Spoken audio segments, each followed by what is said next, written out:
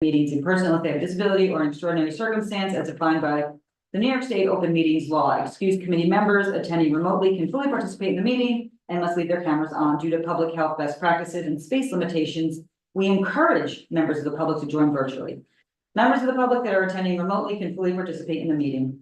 This policy can be found on our website. Tonight's meeting is being recorded and is currently being live streamed on YouTube and will be on our YouTube channel. And you're still figuring out how to say that faster, right? I can go, trying to get really fast. So I just want to start off, we have not necessarily a heavy agenda, but a nice agenda. I do want to start off, we have some new members. We have some old members like Katie, who's a new member, and a public, but a new member. So if we could just go around and introduce ourselves, that would be nice for the new members, and then the old members. So go ahead. We'll start this. I'm Lisa Diggett, member of the team. I live on 21st Street, between 8th and 9th, and I run a social service organization. I'm Sally Greenspan, and all of this community, which I imagine some of you watch. My name is Ella and I live in West Chelsea. I'm new and I love trees. So that's why I joined this. Welcome. Well, Yeah. Candace Hewitt, member of APA. Hi, Katie Savage, formerly public member, now finally full board member. And hi, Alice Swan, board member. Roberta Barnett, board member. I live and I live in Hell's Kitchen. Okay, hello, Raul, the board member of the council. Marty Cat, co-chair. Leslie Vigosi Murphy, co-chair. So, On the outside too, sorry, or on the outside maybe. I don't, not the, that's just the committee members. Okay. We can go as we. Hi, I'm Chris, a board member. Oh, right. I guess we Up there. Oh, did Gwen drop off?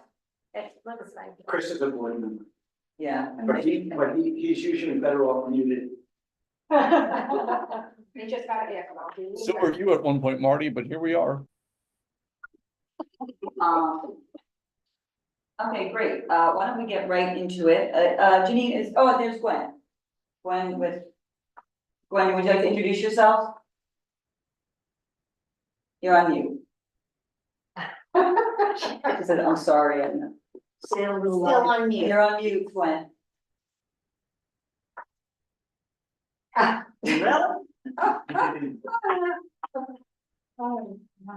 the English field. Okay, Janine, while Gwen, I guess, figures out her mute, is Parks here? Let me see if they're on participants. Yes, they are. Give me 1 second. Okay, I'm bringing Paul over. Leslie, do you want to X out that thing on the top about recording?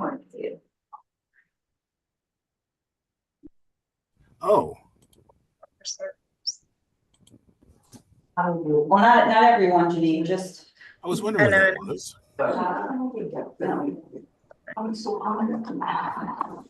Oh, Gwen, there you are. Do you want to introduce yourself, Gwen? No? She's not on mute, but we can't. You're not on mute, but we're not hearing you. Well, Gwen is a full board member as well and member of the committee. And long term. Okay, so the first thing that we have, what have we been doing? And the first thing on our agenda is a New York Parks update. So Paul, take it away. Yes, good evening, everybody.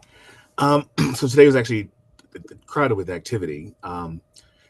Today there was a ceremony to celebrate the planting of the 500th street tree planted in Councilmember Botcher's district. There were two trees that went in, but the 500th tree is at 155 West 15th Street near 7th Avenue. And the Horticultural Society of New York is a partner in, I guess they're supporting a volunteer program to care for the trees, and which is a nice segue also to plug Parks program of Super Tree Stewards, which you can also find on our website how to participate and register for that. Trees were planted by our forestry division. It's a very unique. I've never heard of this. I thought it was a pin oak. It's not a pin oak. It's a Shumard oak. It's a red oak. It's going to be very, very nice red fall color. So that was really very exciting for 10 o'clock this morning. Upcoming programs in parks, the Movies Under the Stars in District 4 is going to be, I've never heard of this one before, Dog. It's going to be at McCaffrey Playground on July 13th. And Kung Fu Panda will be at DeWitt Clinton on July 27th. The movies start around 8:45, around dusk, because we get later in the season. They'll start a little earlier, but we expect, around that time they'll be starting. You can call 311 or go to the park's website for additional information about other Movies Under the Stars, park locations. I should have actually mentioned it also as well when I was talking about volunteers.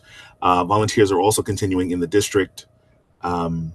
Today at DeWitt Clinton, we had about 15 or so Live Nation volunteers. They continue painting the fence. So at this rate, hopefully by the end of the season in September, we'll have made it all the way around to 54th Street. But they started, I guess it was the end of last year at 11th Avenue and 52nd, and they've been making their way around the park perimeter, which I think is really a terrific service from the volunteers.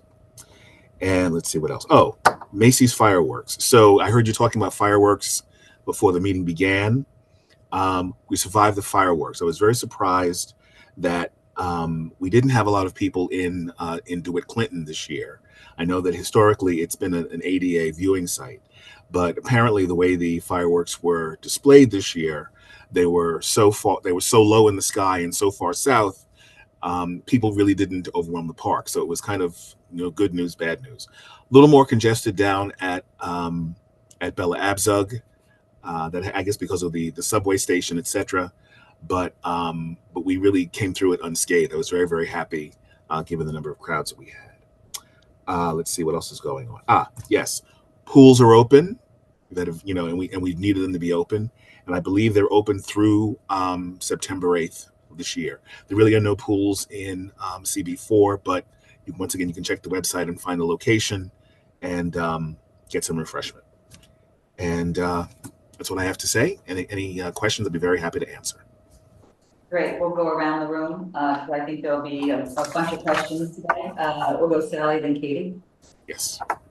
Okay, it's just a shout out call to Parks Department. Since I've been complaining about it, since it's rectified, I thought we should all know that the scaffolding. Oh, yes.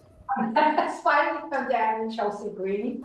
So we have our whole park back just in time for tomorrow night, July 12th. We're doing a program as part of the West Side thing with Joyce Theater. So we're having a free dance show in Chelsea Green tomorrow night. I think it starts at 6:30. Will be a question and answer period. So you're all invited. Thank you. No, I'm actually glad it's down. I mean, it was about time. That was they represent a challenge in a number of locations for a variety of different reasons. But I'm glad at least that one is behind us. We are happy to. Thank you for whatever role Parks played in it with Will. Thank legal. I'll let them know.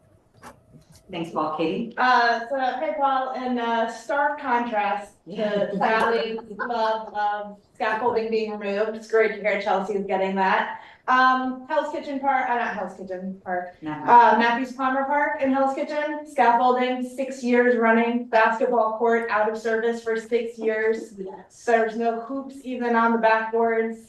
Nothing can be done. There's holes in the nets under the scaffolding so people can get inside there. I just don't understand why there's no work being done on the building, and they need to be, at this point, they need to be forced into getting it done. No, I'm sorry. Go ahead. Yeah, that's all. No, yeah. Well, let me just tell you that legal is working on this one. I mean, and I there's a lot of conversation going on. There's action going on, and I've seen some of the language that's being included in the email. So they're getting tough.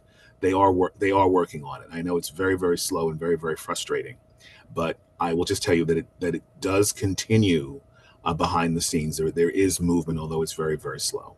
And as a matter of fact, I'm glad you brought it up because I need to just check back in again and find out exactly where we are.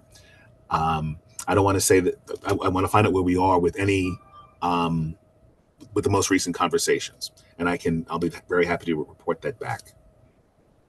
And I mean, I know this particular issue has a lot of DOB involvement. It just happens to be adjacent to the park. This may be something more for housing, but it's interesting that HPD can provide funding to a nonprofit for a low interest construction loan. HDFCs were formed by the city, if I'm not mistaken. So can't HPD do something to help the HDFC so we can get our park space back? Yes, that's an interesting question. I will put that forward to the greater minds at legal, but that's a very good, interesting question as well. Thank you. Can I follow up on Katie's? And I think people know here I'm pretty understanding of you guys, and I know it's not necessarily your fault. But Paul, I gotta say, I am sick and tired of you saying that we're working on it, we're working on it, we're working on it. Legal has it. It's one thing or another. I mean, this is years now. Even if there is something going on with legal, and by the way, they do get paid per hour, so they're probably dragging it out. But even if something is going on and there's no construction, right? Is there no construction going on right now? Why is scaffolding up? We understand if something has to be done, that scaffolding goes up, right? But if there's no construction, can the scaffolding at least come down until you guys figure it out? I don't think it's a matter of us needing to figure it out. I once again, I understand your frustration. It's the reason why I said I'm going to check back in with legal to see where they are at this precise point. I'm very, very serious. There was some very strong language going back and forth about deadlines and expectations for completion. So, I know everybody wants it yesterday, but I will check in and I will see what update. Or just a day? Excuse me? All right. I mean, I'm, I could. It's not you, Paul. You're just the messenger. I get it. Like I you're the know. messenger. I get it. Your next report to us is in September. Could you put it on your notes that in September you will give us an update on this issue? Certainly, yes. Yes. And Leslie, I don't know if this would be like an administrative letter or something, but can we just as a committee reiterate to Parks and our elected officials how long this has been going on and the fact that, we're at a 6th summer with kids not being able to fully utilize this basketball court? It most certainly would be an admin letter, only because we've had it on the record for so many times that we can just send like a follow-up, just to show, Yeah. because I know I've brought this up at past meetings and it's always, we're working on it, we'll get an update. Yeah. So I know it's not you, Paul, but the higher ups need to maybe show up and respond to us. I understand. No, I think, yes, I appreciate your frustration, but I can tell you that there is movement. It isn't, everybody wants the basketball courts open. I get that. It isn't the movement that you want. I know that there is movement and there is pressure being applied. So it hasn't resulted in an open basketball court, but at this point, but I will get you the information that you're requesting. I hear your pain. We'll put an update for Matthew Palmer on the agenda of our next meeting. That'll remind you, that also remind us. That's good. Paul, thank you. Anyone else with questions for Parks? On the committee, then we're going to go to the public. We do have someone in the public here with a question for you, Paul, but before that, I just wanted to ask, do you happen to have on you, and if not, we can do this in September, the DEP park plans? What do you mean when you say DEP park plans? What do you mean? The Hell's Kitchen DEP park, just to. Lorraine Hansberry. Oh. Right. Do I have the plans on me? No, I do not. You're wondering about the just an update. I emailed Steve about that we would be interested in an update on that, but if you don't have it now, it's okay. We'll send you an email just as a reminder for September, because we have some new members and there's been turnover since we last saw the plans and we know that's coming up. So if that's possible, that would be wonderful. That's fine. I'll ask for that as well. I just want to mention, you know what, actually, why don't we go to, we have one member of the public. Go ahead, you can speak loudly because I think we have to hear you from the side. Just say your name and then. Hello, my name is Linda Novensky. I live in Hell's Kitchen and I'm a community volunteer. In my capacity as a Lower East Side Ecology Center compost bin maintenance volunteer, I'm speaking for our volunteer team to get 2 issues addressed. First and foremost, we need a trash bin installed near our food scrap bins. We have spoken to you, Mr. Evans, and we're assured that you could not provide us with a bin. The trash container near the 45th Street Park entrance is often overflowing, and I've sent an email around to all the committee members with photographs documenting what I'm saying.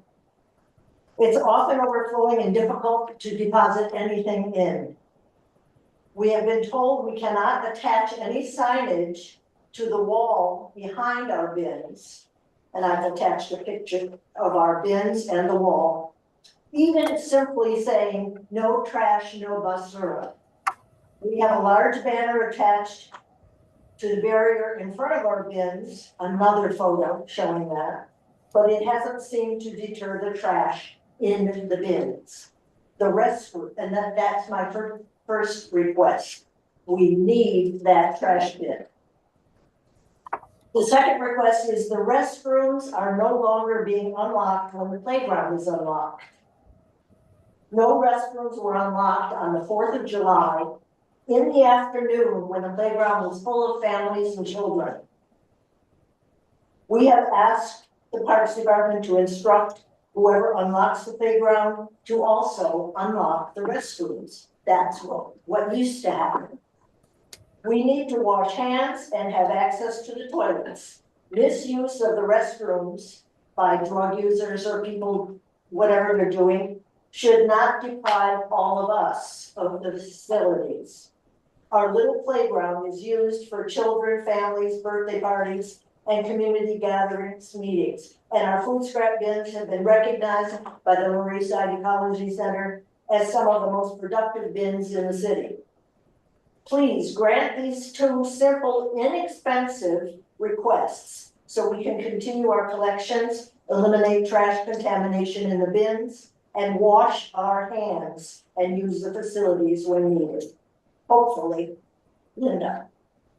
Thank you, Linda. Paul, do you have any comment on the restrooms being locked? Okay, Or so the last trash? yeah, July 4th was a special day. We actually got permission to lock up earlier because of concerns about traffic. Last year with July 4th fireworks, traffic was horrendous and the staff couldn't get around. So we locked up. It was an irregular schedule, but they locked up the Midtown, both McCaffrey and Matthews Palmer earlier. The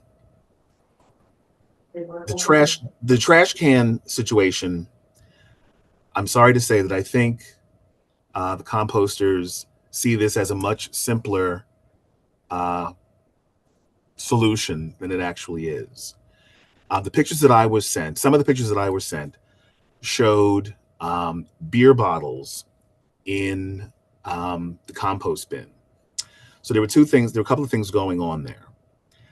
Number one, yes. So there was contamination of the compostables. That's one thing because beer bottles are not compostable.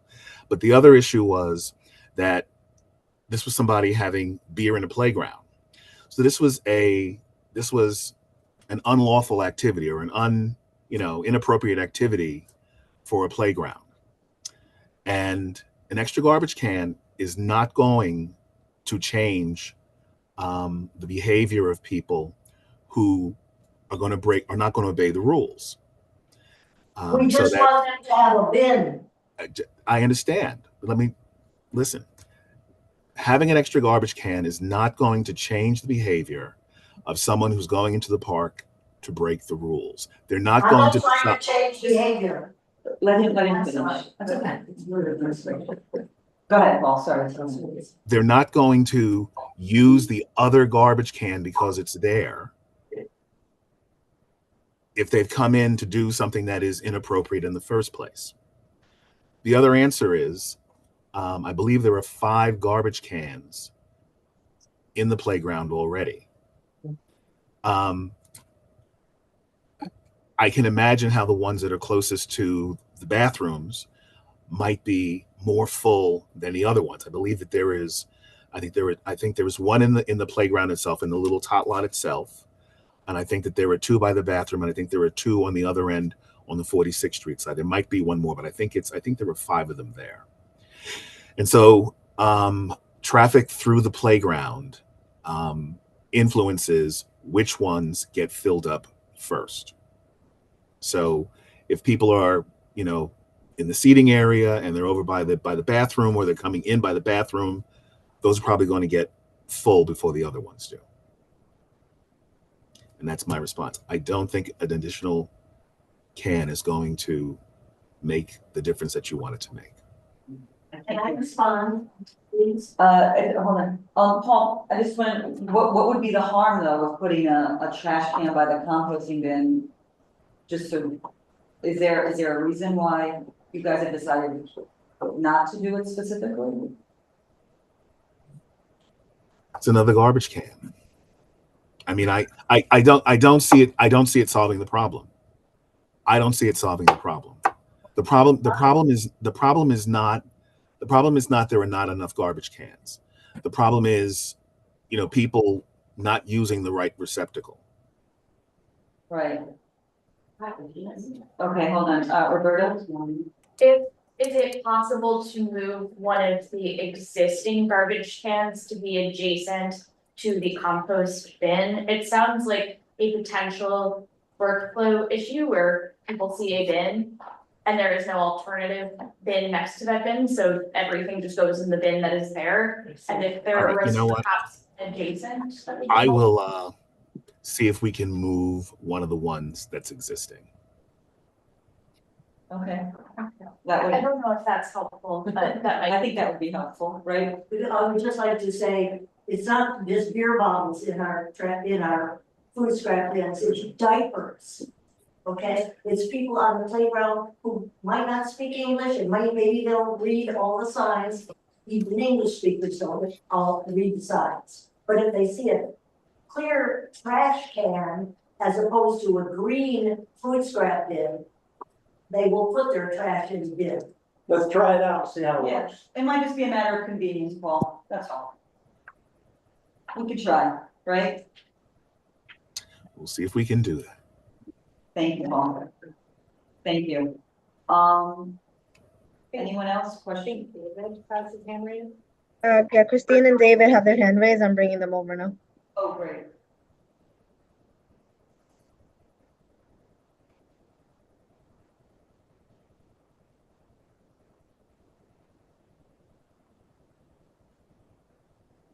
Thank you very much. I have a question. Recently in the Business License Committee, an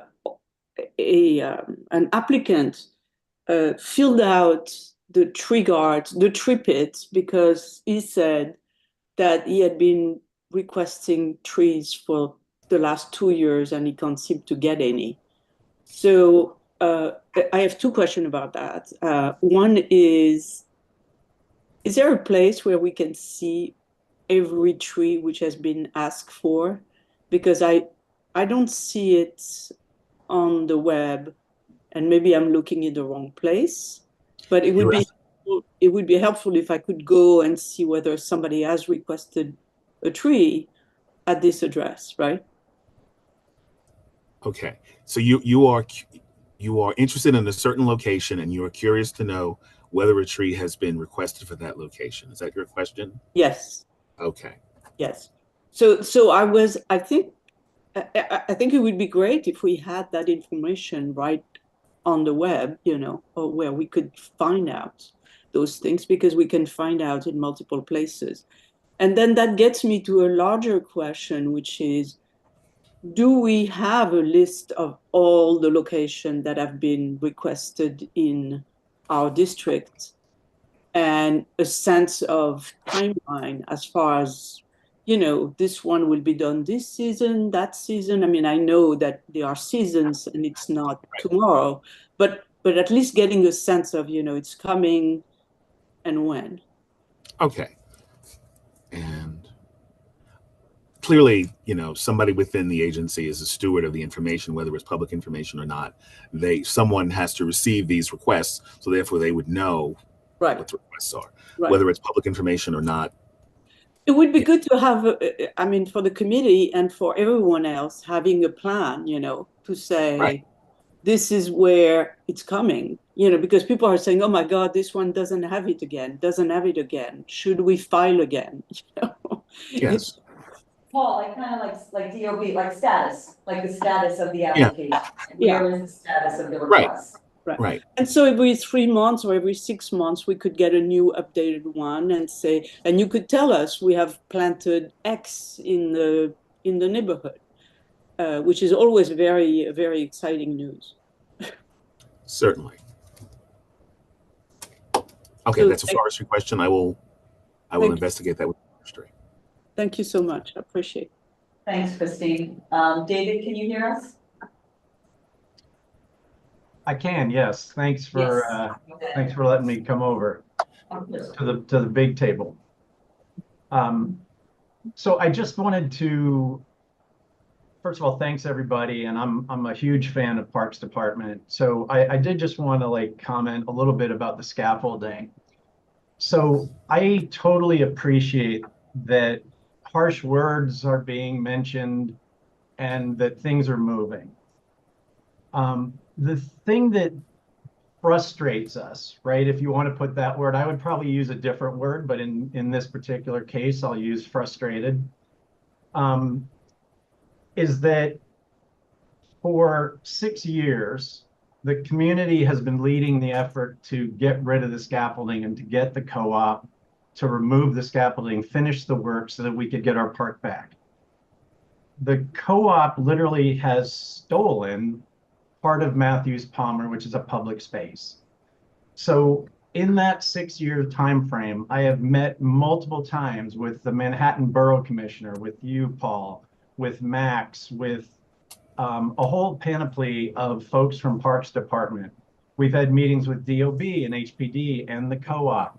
And the questions that keep coming up over and over and over again every year for 6 years, which is 2,200 days if anybody's counting, is what is holding up the work? Why isn't it finished?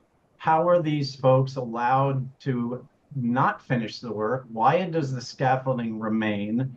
And when is it finally actually going to get removed? And I think the bigger questions, right, are what's stopping the work, when it will start, and when it will finish. Now, I'm not asking for August 15th, the work will be done. All I'm asking for is a window.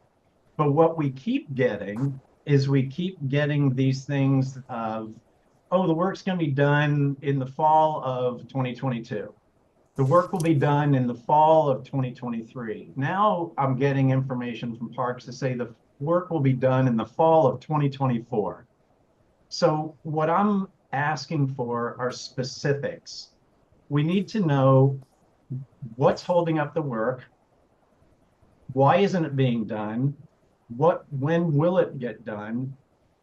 Those are the questions we need answers, and I need specifics. It'll be super helpful because I know I'm the bad guy here. I know I'm the one bringing this all up, but I'm literally representing folks who talk to me every time I go into Matthews Palmer, which is weekly. So if we could get those answers, that would be incredibly helpful because quite frankly, what we typically get from Parks Department is either silence or a very generic, oh yes, we're looking into this. Looking into this doesn't help. We've been looking into this for 6 years. So let's get some specific dates and specific things. These are the reasons this is happening. This is when it will be repaired. Because without that information, I don't buy anything that we're going to finish this in 2024. There's no guarantee, there's no motivation, there doesn't seem to be any kind of urgency around this. And I'm just telling you that from the community perspective, there is urgency, and we are going to be going out very shortly in a very aggressive public campaign. And I promise you, I deliver what I commit. It's going to be peaceful and it's going to be lawful, but it's going to be very unpleasant and very aggressive until we can get some answers and some specifics on when the scaffolding will be taken down and why it's up there and what's preventing it from coming down. You've given us a very good outline for the report that Paul's going to give to us in September. And Paul, you know our frustration, and obviously you know the community's frustration on this. And I think you know it's a priority. Yes, no, I do. Let me just say one other thing. Now let me voice my frustration. I'm very, very glad that you've acknowledged the role of the co-op in this. So it's good that you realize that they are also a player in this as well. That it's not entirely a Parks Department program that's gone awry, but that there is another player. So as I said, yes, I'm going to bring you more information than I can provide you at this time at the next meeting. Can I ask a question? Yeah, go ahead. We have one question here, Paul. Who permits scaffolding? Is it the Parks Department or DOB? No. Well, why isn't this a DOB issue? No, just a second. If the scaffolding is going to be on Parks Department property, then they have to receive a permit from us as well. So if the scaffolding is going out over the street, it might be DOT, might be another jurisdictional agency. So they have a permit from us to have the scaffolding in the playground. Okay, that's helpful. I guess my question is, it would seem like DOB has more leverage here. They must be in violation of something that they're trying to fix, right? Why is there DOB fine? I mean, it seems like DOB would have economic leverage over the co-op more than the Parks Department. Maybe I'm. The fines in this bill. But this is the fines. The fines, my understanding is the fines are very insufficient. I mean, it's not enough of a deterrent for anybody. And in our situation, though it didn't go on as long as this, in our situation, the garage that was our problem wasn't a co-op. Did not have a permit from Parks. It had expired a long time ago. I think it had been expired for at least 6 months. They weren't doing any work, and that scaffolding was still up. I mean, blessedly, it's down. I don't know what finally happened to get it down, but what we were screaming about the most is there's no permit. How much are you finding them? How can they have it up there when there is no permit and they're not doing any work? I don't know what finally won the day, but it's gone. All right, Paul. Is it okay if I ask, just give a little more context about the scaffolding and what's happening? Sure. We understand it. If you want to make it quick, that's fine. Go ahead. Yeah, I can make it quick. Is that to me, Leslie? I'm sorry, David?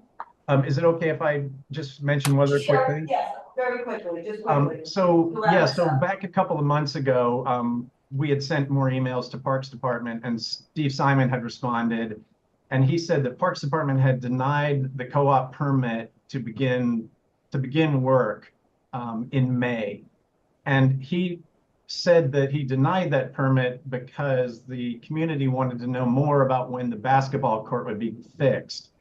And we didn't understand that at all. We were like, why aren't we, if there was a permit, the whole point of this is we want to get the work done. So I think there's just so much misinformation here and confusion. And I'm sorry, I do recognize the co-ops has a stake in this, but so does Parks. And I think there's been a lot of confusion, a lack of communication from Parks Department. And it is just reached the point where we need these kind of specific answers, like why are we denying a permit for them to complete work when that's exactly what we want them to do? So if we could answer all those questions, and I'm not sure that the next meeting, I just want to make sure that the next meeting, actually, we are going to get questions like about all those specific questions that I've asked. Thank you. Thank you, everybody. Thank you. Paul, before you go, I just want to mention two things since you're on the line about parks. Janine, can you put up the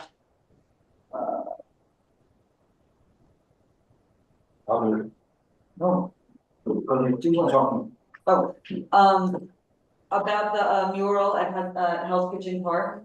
Yeah, 1 second. It's not a Parks Department project, but there'll be a new mural going up at Hell's Kitchen Park. And that is what it will look like.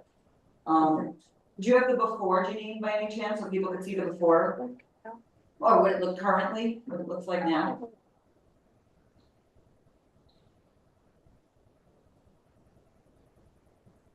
So that's what it's like now. And it's not Parks ground, it's the building itself, and they're gonna do it, and it's with the council member's office. And can you just put the other one up again, Janine? So just people can see what it will look like.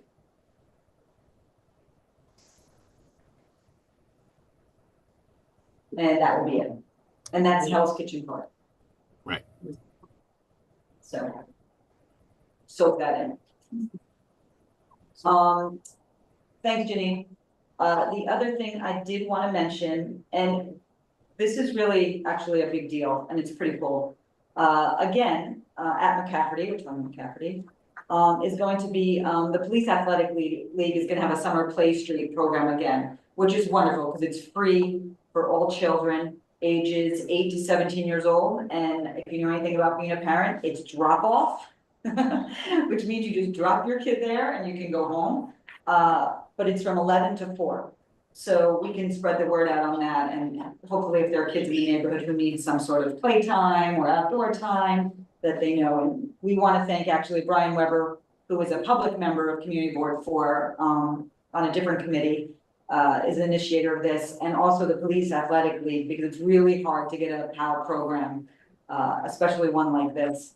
So I just want to mention that if anyone knows anyone interested, we can kind of put the word out.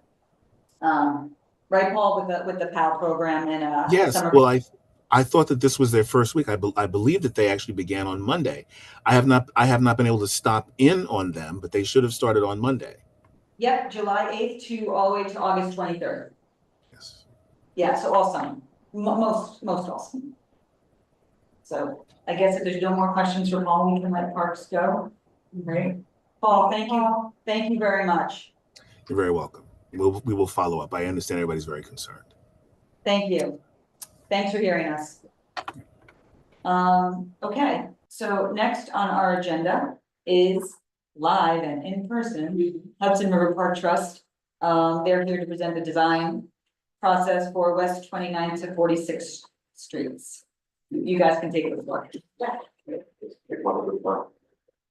So, hi everyone, my name is Tom Adams from the Hudson River Park Trust. I think you know Marie Boyle, the president and CEO, obviously, and Robert Atterbury, our EVP for partnerships, and yes. And I'm joined here by Jadiel Rivera Diaz and Che Wang from Marble Architects. I'm sorry, do you mind if you just go to the front, just not in front of the thing, just so people can see? Oh, yeah, can I go back? Is there a better place for me to stand here? Oh, no, right here. Okay. That's the hot spot. Oh, okay, I'll just get out of the. Yeah. Okay. So, and then as well as Kelly McGinnis from Stan Schwartz Engineering. So we're really excited to be here today. As all of you know, 29th to 46th Street is one of the last, it's really the last segment of unimproved park within Hudson River Park. We went through a very. I'm sorry to interrupt, Leslie. Is there a presentation up? No, they're just No. talking, they're just here in person. I think I said, just so I'm clear, that we sent the presentation earlier. Is that ready to go, or should we? Yeah, I can pull it up. I just wasn't sure. Okay, I'll bring it up. Great, thank you. So we went through a pretty lengthy and involved RFP process. We wanted to get the right team that has the right combination of landscape architecture, traffic engineering, urban design, ecological planning, engineering, and consensus building for this project, because it is quite complicated. Unlike a lot of our, as you well know, you know a lot of the issues on the site. Unlike a lot of the other areas, which are just empty piers, this is a 17 block long corridor with a variety of tenants. Some of our partner agencies, a privately owned pier, which is unusual for the park, and a lot of competing needs. And so, for instance, at the south end of the site, I'm just going to kind of just give context. We're aware of some of the complications. We have the heliport areas at the south end of the site. We all know we have a gateway project coming through. There are a lot of factors that are beyond our control and frankly unknown right now. So we are working with the team to just give them information as it becomes available. We have our operations facility, temporary pickleball courts. We have Pier 76, which I know you're here for, which Pier 76 proper is not part of the scope, but we recognize that the area in front of Pier 76 could use some improvements to make it feel more like part of the park. So we tasked the team with coming up with some, in consultation with the community, some interim cost-effective improvements that will make it feel like a finished park, but and get it done ahead of Pier 76. But then when Pier 76 is eventually redeveloped, we're not ripping up a very costly construction project. We move farther north, we're at Pier 78, which is a privately owned pier. That's going to require a lot of close coordination with the private property owner. And it's probably going to impact, what we're able to do here and also some timing. We have Pier 79, which is the New York City ferry terminal. Obviously, we're all aware of a lot of conflicting uses in this area, but the ferry terminal is there. So we have Sam Schwartz on board to try to help us kind of figure out that area and hear from you. And then Pier 81 to 83, which with Circle Line as our major tenant and partner in that area. And that area certainly has a lot of pedestrian use and traffic that you're aware of. There are also a lot of open spaces that really give us a lot of opportunity to think about some carefully considered urban design.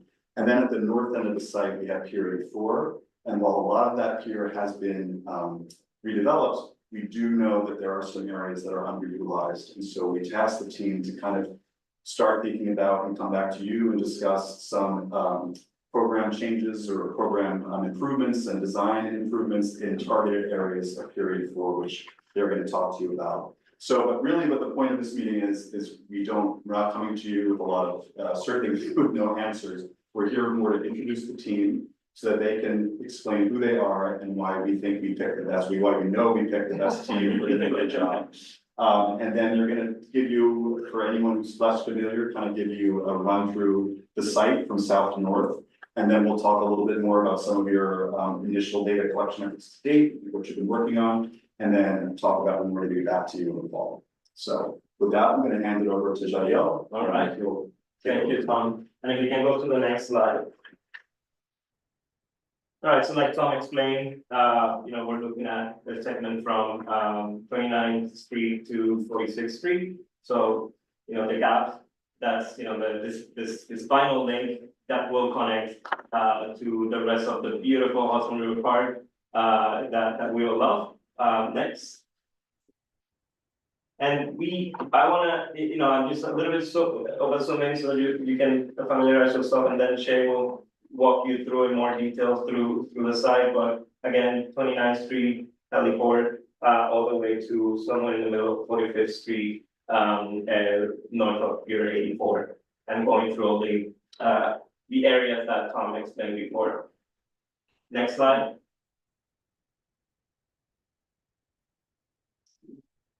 Right, so Marvel.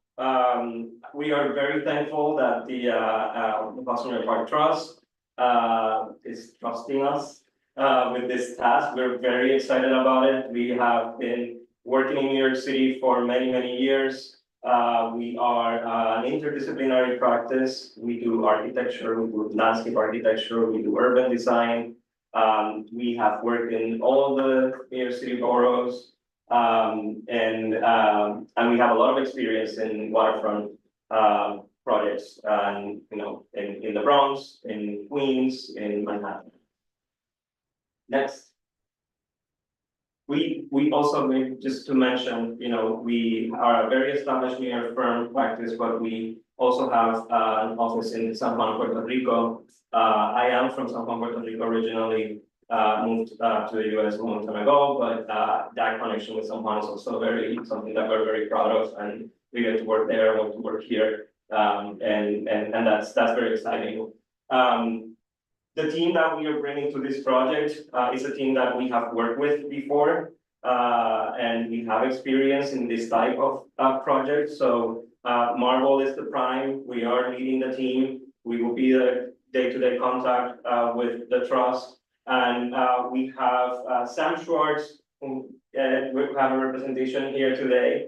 They are excellent in when it comes to many things, but especially traffic engineering, mobility planning, things that are very important to this segment of the park and the Esplanade. So we make sure that we secure them from the beginning. And we have experience working with them in multiple projects. Langan also has experience with us in waterfront projects in other boroughs, and they actually have experience also working with the trust, both Sam Schwartz and Langan in other projects in the park, Cancel Peninsula or Pier 57, which I actually was my very first project when I started in New York. I worked a little bit on Pier 57 as well. And we have the rest of the team, which will be supporting different areas of the project as we move along. Next. Again, our experience, some of these projects actually we overlap, like we did the planning together with Sam Schwartz for Union Square Partnership. This was a very sort of traffic-oriented planning project. We worked on Pier A on Battery Park. And some of our sub-consultants have worked on waterfronts in different areas of the city, and we have a great ecology who will help us also sort of look at the ecological edge in one of the areas of the site that will be a great asset to this. Next.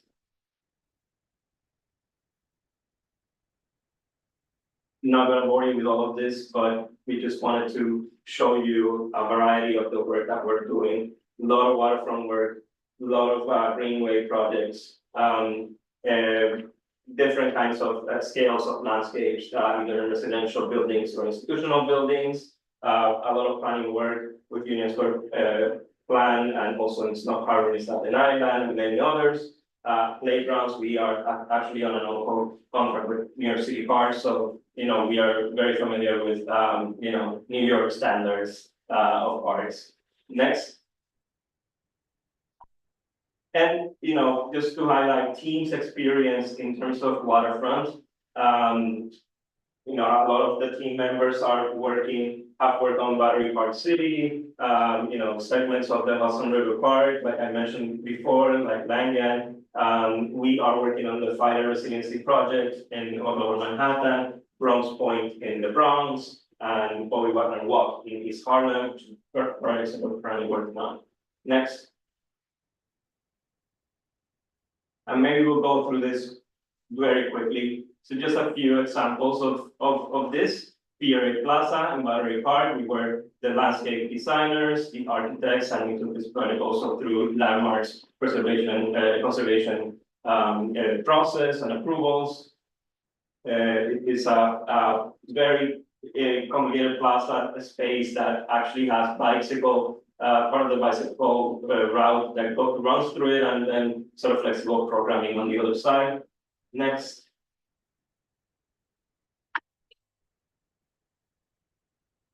Bronx Point is a project that just opened a month ago along the Hudson River in the Bronx. It also has a building in it that has 100% affordable housing and the hip hop museum. But this is basically a waterfront esplanade project and a park extension. Next one. Milcom Park is actually the park that's north of Bronx Point. So we did this project over 12 years ago. It was a new waterfront park right along the Harlem River, and Bronx Point became an extension of this park in a more current way. Next. This is the pier 107, 107th Street Pier in East Harlem. It's the only pier that in this part of the city, this part of the waterfront. This is East Harlem, and it was a historic recreational pier. So we are redesigning this pier because it's been very bad shape, and we planned together with EDC and Parks a new pier that's in the process of design and construction documentation right now. Next. A lot of our work is community driven, a lot of public space. So, our community engagement process is very robust, and we take it very seriously, and it really informs our design process. So, it's the first step, getting you here today. Pier 57, Sam Schwartz worked on the traffic engineering of this, but I personally actually also worked on the design of the roof and the waterfront esplanade at the ground level with a previous firm. Next. Union Square, Sam Schwartz on marble, planners, landscape architects, and engineering. Sam Schwartz worked also in the Midtown District. Next.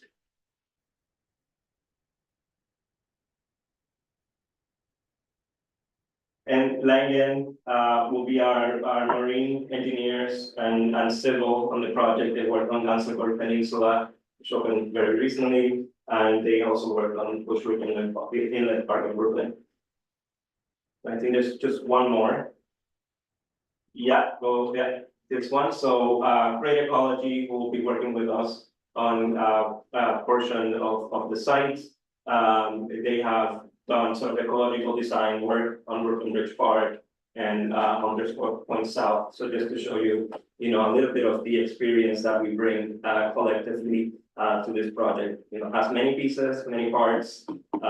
We went after who we thought were the best experts on this, and people that we can work well together. So we look forward to everything that we have to do in this segment of Hudson River Park. We're very excited to be here.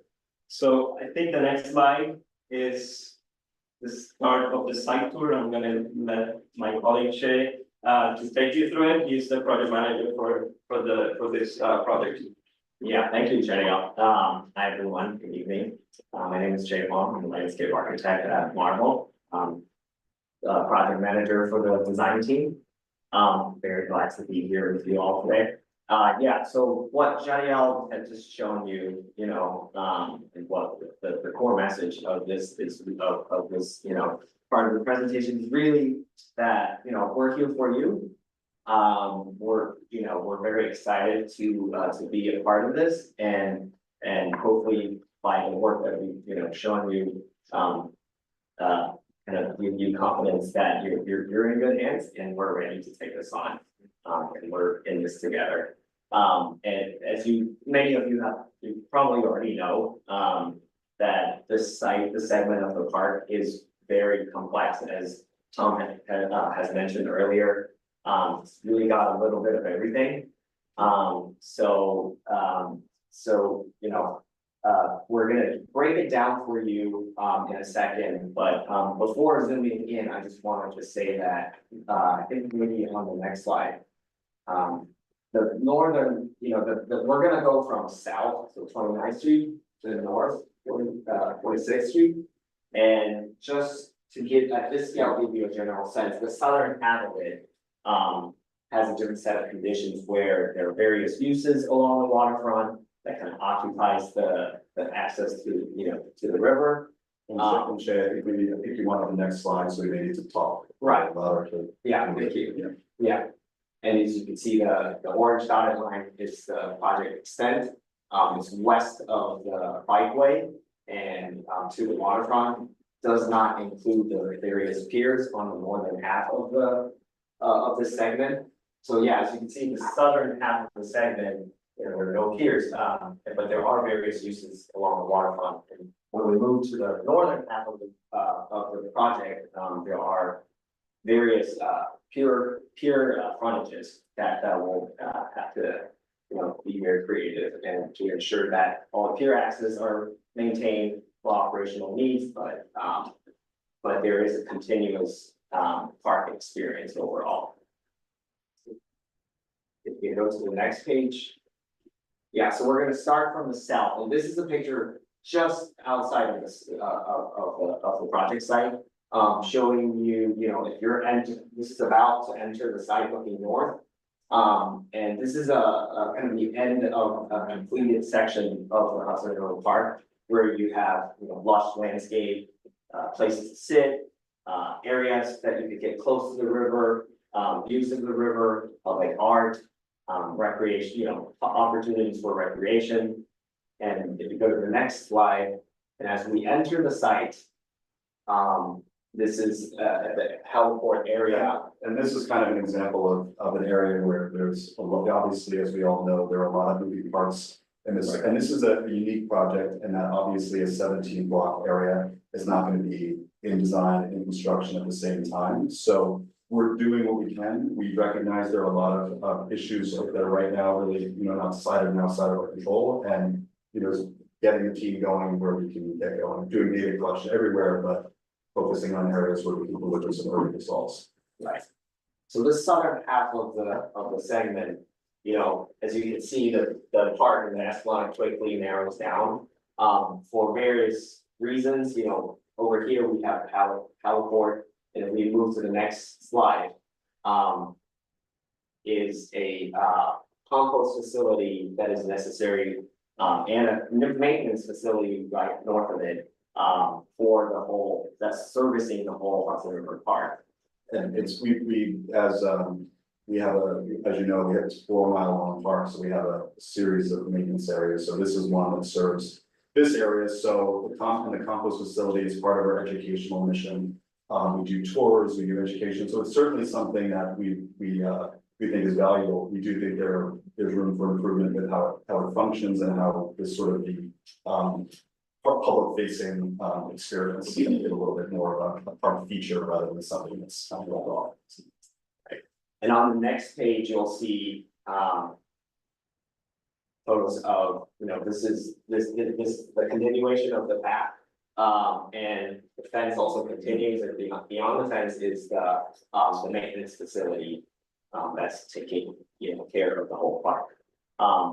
And the opportunities here that we'll start exploring is how do we maybe look at consolidating or reconfiguring or creating a different interface so that consistent park experience continues from the south into this area.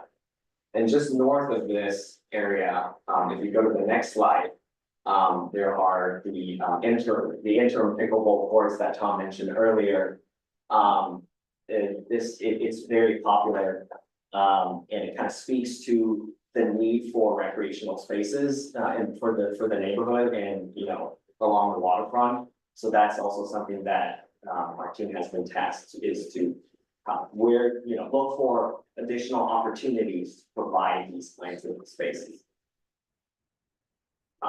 And then the next page, just north of the pickleball courts, is a very rare condition where kind of a naturally occurring shoreline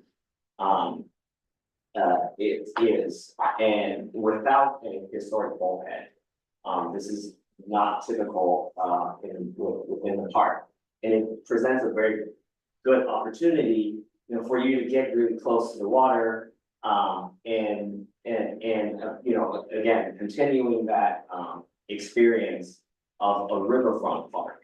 And if you go to the next slide, it kind of shows the pictures of the upland. So this is the rail, and then what we just saw is beyond it.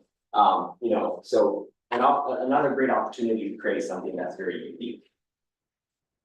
And one of the reasons why we have great ecology in the team, and obviously habitat and our estuarine sanctuary, it's part of our mission. So we see an opportunity here, and in consultation with the community and stakeholders, working with great ecology and the design team to make some improvements in this area.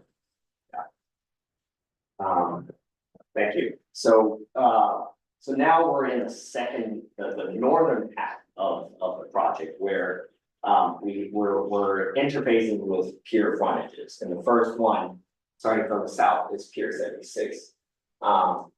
And as Tom mentioned earlier, I won't repeat, the goal here is to, and not just for Pier 76, it's throughout the northern half of the project is, how do we find opportunities to, weave this, park connection through, the various frontages and making sure that all the pier access and operational needs are maintained, but improving, where they intersect and providing, park amenities where we can. That would be the goal. So if we go to the next slide, at Pier 78 is another unique condition where we have a privately owned piece of property. So this will require further coordination with the property owner to ensure that the continuation of the park what is achieved. But it's just an example of one of these, complicated factors. That's not something we have unless I'm not familiar with something elsewhere in the park where we have a private property owner that we will be speaking with. So I think what we're trying to do is just start those conversations early and try to come up with a solution that really benefits everyone, because they obviously want a nice functional park that makes people want to visit their pier. So I think it doesn't necessarily be users in this whole process. Right. And if you go to the next slide, we are now looking at, this is still an area between, as you can see, Pier 79, in front of the ferry terminal, busy traffic, shuttles, taxis, rideshare drop-offs, private drop-offs and pickups. It's a very complicated area, and like we alluded to earlier, why we brought on Sand Shores, not just for this site, but really, as you'll see, further north of the site, there are these driveways that we need to navigate and coordinate with. And on the next slide. Yeah, again, currently, this place in front of Pier 79 is designed for primarily for vehicles. The sidewalks are not continuous, the walking spaces are confusing, people don't really know where to go. So this is something this is an area that will need extra attention. And if we go to the next slide. Moving on to Pier 81 and 83. This is where the parking starts to open up. We have more width and various piers like Circle Line along, anchoring tenant with dining and boat ride, commercial boat ride services. So and this is also getting closer to the traffic. So the conditions kind of and the user groups are kind of changing here, where you have large groups of school kids being dropped off. They need a place to sit and wait. There are also tourists who are trying to find their way to destinations and attractions. But there are also park users and neighborhood residents that are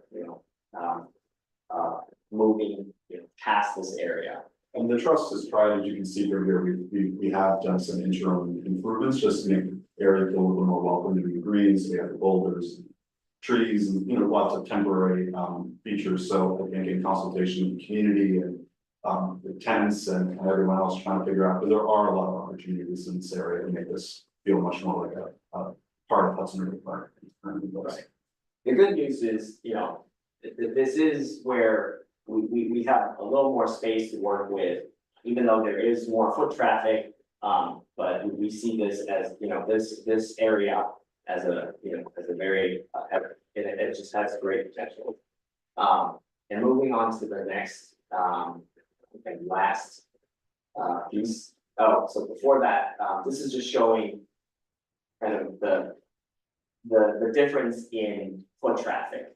You know, summertime, busy peak season, versus, you know, the previous ones are in comparison, calm. And also this may be a change between different times of the day, right? Right. So like you get different flows of people, different density of people, different times of the day, depending on tours or what's happening here.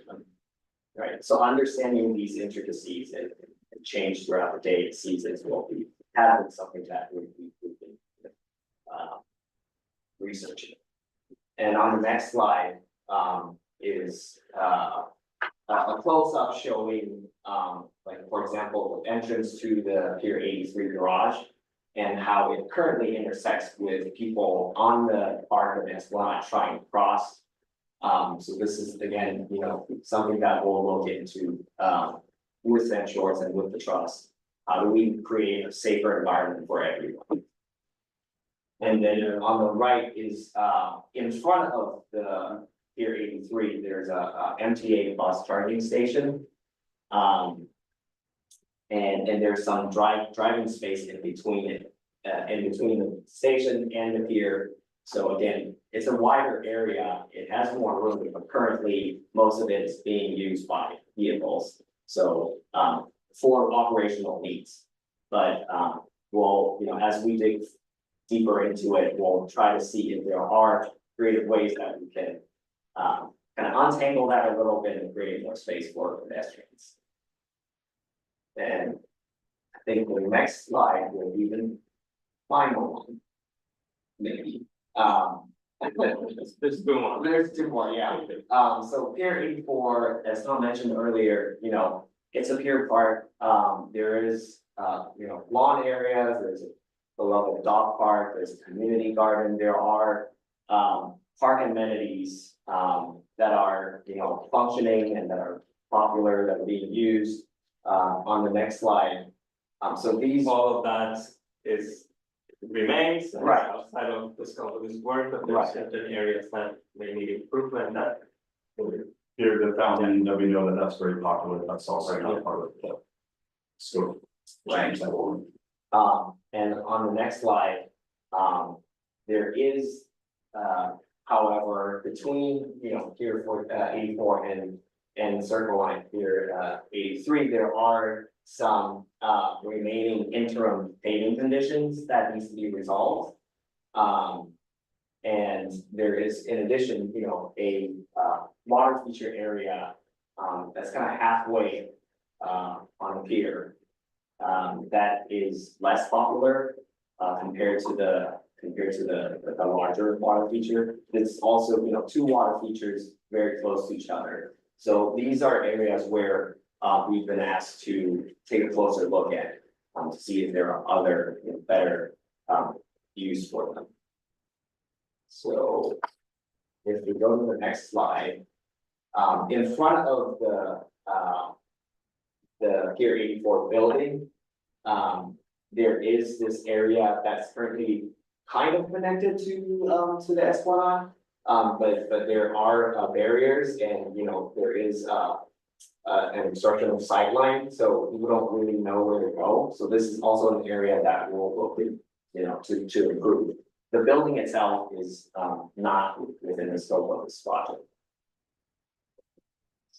And if we go to the next one, I believe, yes, that concludes our tour. Thank you for staying with us. It is, as you've seen, it is a very complicated project, but we're here for it. And I'll hand it. Sure, whenever this is like, yeah, so I guess the next slide, please. Am I seeing, what, they move back in the front? Okay. Yeah. So I just want to kind of give a quick summary of what we've started the team doing. Again, we are just starting the design process. This is the first of our many meetings with you and with the community and with stakeholders. But the team has been doing a lot of site visits, kind of getting a lay of the land and kind of understanding challenges and opportunities. They've begun topographic surveying, so I think we expect you to see that pretty soon. Yeah. They're going to be undertaking marine inspections because, you know, marine work is part of this scope of work as well. and starting engagement with tenants, agency partners in the local community. We had an initial kind of introduction with City DOT at Pier 79, just to make sure they're aware that this project is going on, talking about future coordination. We met with a Circle Line just to talk about what we're doing again and to kind of hear some of their feedback about how their operations work so the team can plan appropriately. So next slide, please. So this project, as we kind of beaten to death, is quite a complicated area. So there are a lot of stakeholders that we want to make sure we're coordinating with. So obviously CB4 in the local community, as I mentioned, this is our first meeting here, just kind of introduced to the team in the project. We have a variety of park tenants who have leases and certain rights. We do control the spaces in front, so we're just making sure we understand how their operations work. And again, that private property owner Pier 78. We have to coordinate obviously with city and state DOT, EDC, MTA in front of the facility, FDNY certainly for all of their emergency vehicle access requirements, as well as NYPD for security issues. DEP, obviously the whole site has a variety of DEP infrastructure from underneath it. So we have the whole MS4 and a variety of other approvals that need to be obtained, as well as Con Ed infrastructure. And also just to make, I'm sure you're all aware of this whole site is subject to New York City Public Design Commission approval. So we'll be going. A portion, Yeah. sorry, a portion, I have to take that back. The northern. Yeah. Thank you. And so maybe to the next slide. Just to add to that, a lot of experience this team has on, going through, even public design commission, we do that on a day-to-day basis, and the team is very familiar with how to navigate this, and luckily also, the trust has gone through many of this before, so we are working hand in hand. So I do stand corrected, and I know that, I just left out key terms, so the northern end of the site that's up there, you can see. So I just wanted to kind of talk quickly about, we plan to be back later in the fall to begin a discussion of really the northern end of the project area. So the Pier 81 and Pier 83 frontage and those targeted areas at Pier 84 that we're going to be looking at. So we plan to come with the whole team, really to get community input about what they want to see in the area, what works, what doesn't.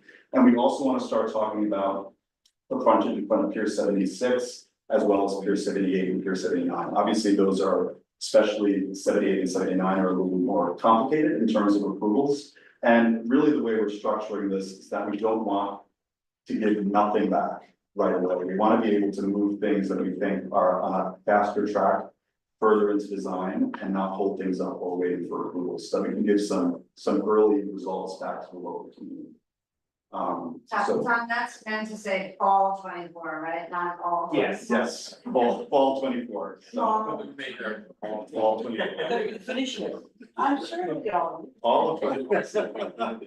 All of 25. And so if you wouldn't mind going to the next slide, please. So I think that's the other reason we're here is we know you're intimately familiar with the site, some of the issues. We'd love to hear from you and any info we can give the team to kind of get them going. We are all ears, and again, this is just the first of our visits to CB4. So thank you. Thank you. Thank you so much. I'm sure that there'll be questions and comments. I do want to say one thing, and then I'm just going to ask one question before I just give it over. Thank you for coming.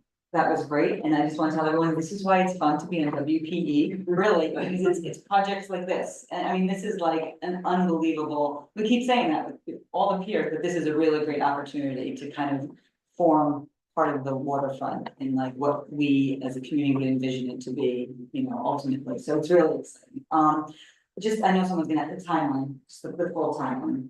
Timeline, so things are a little bit up in the air. The way we have it structured with the team is you have a multi-year contract. Yeah, it's a multi-year approach, and we, like Tom said, we're likely moving to north. So there's a lot of there are some unknowns certainly with the gateway project. That's affecting things. I don't know, Rita, if you want to jump in. Yeah, I think I think the pictures sort of tell the story here, as well as the fact that we've had in various of your committees, various discussions about certain of these uses before. This is a park planning process, but it's also an urban design and a land use planning process in a different way than our Pier 97 process was, right? We had a blank slate pier there, was built, and we got to just say, what do you want to put on it?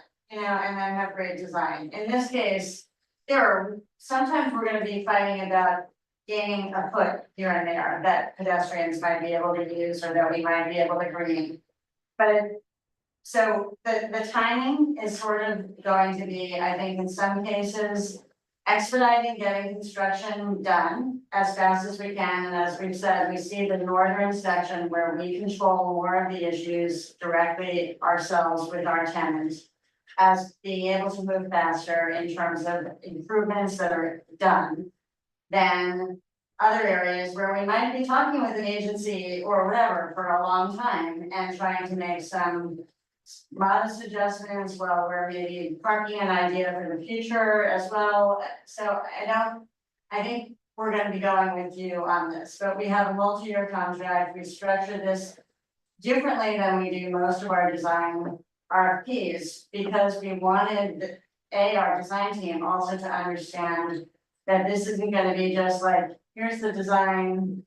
Of course, with our community engagement process, let's build. It's gonna be hard. It's piece by piece, there's a lot. Yeah, each piece by piece. I will add, it just in terms of practicality. You'll see we sort of have, sort of a area one, which is that northern piece, which is come back to the fall, we'll work with you on scheduling a meeting where we can spend a lot of time really diving into that section, because frankly, we could clog your agenda with a lot of these meetings and take up a lot of time, so we kind of wanted to break it up, right off the chunk.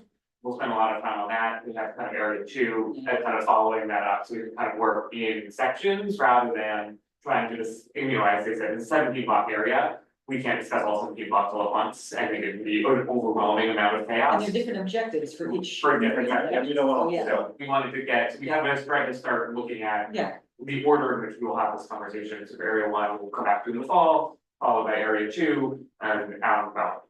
Okay, great, I have questions, I'm gonna first answer the committee, go ahead.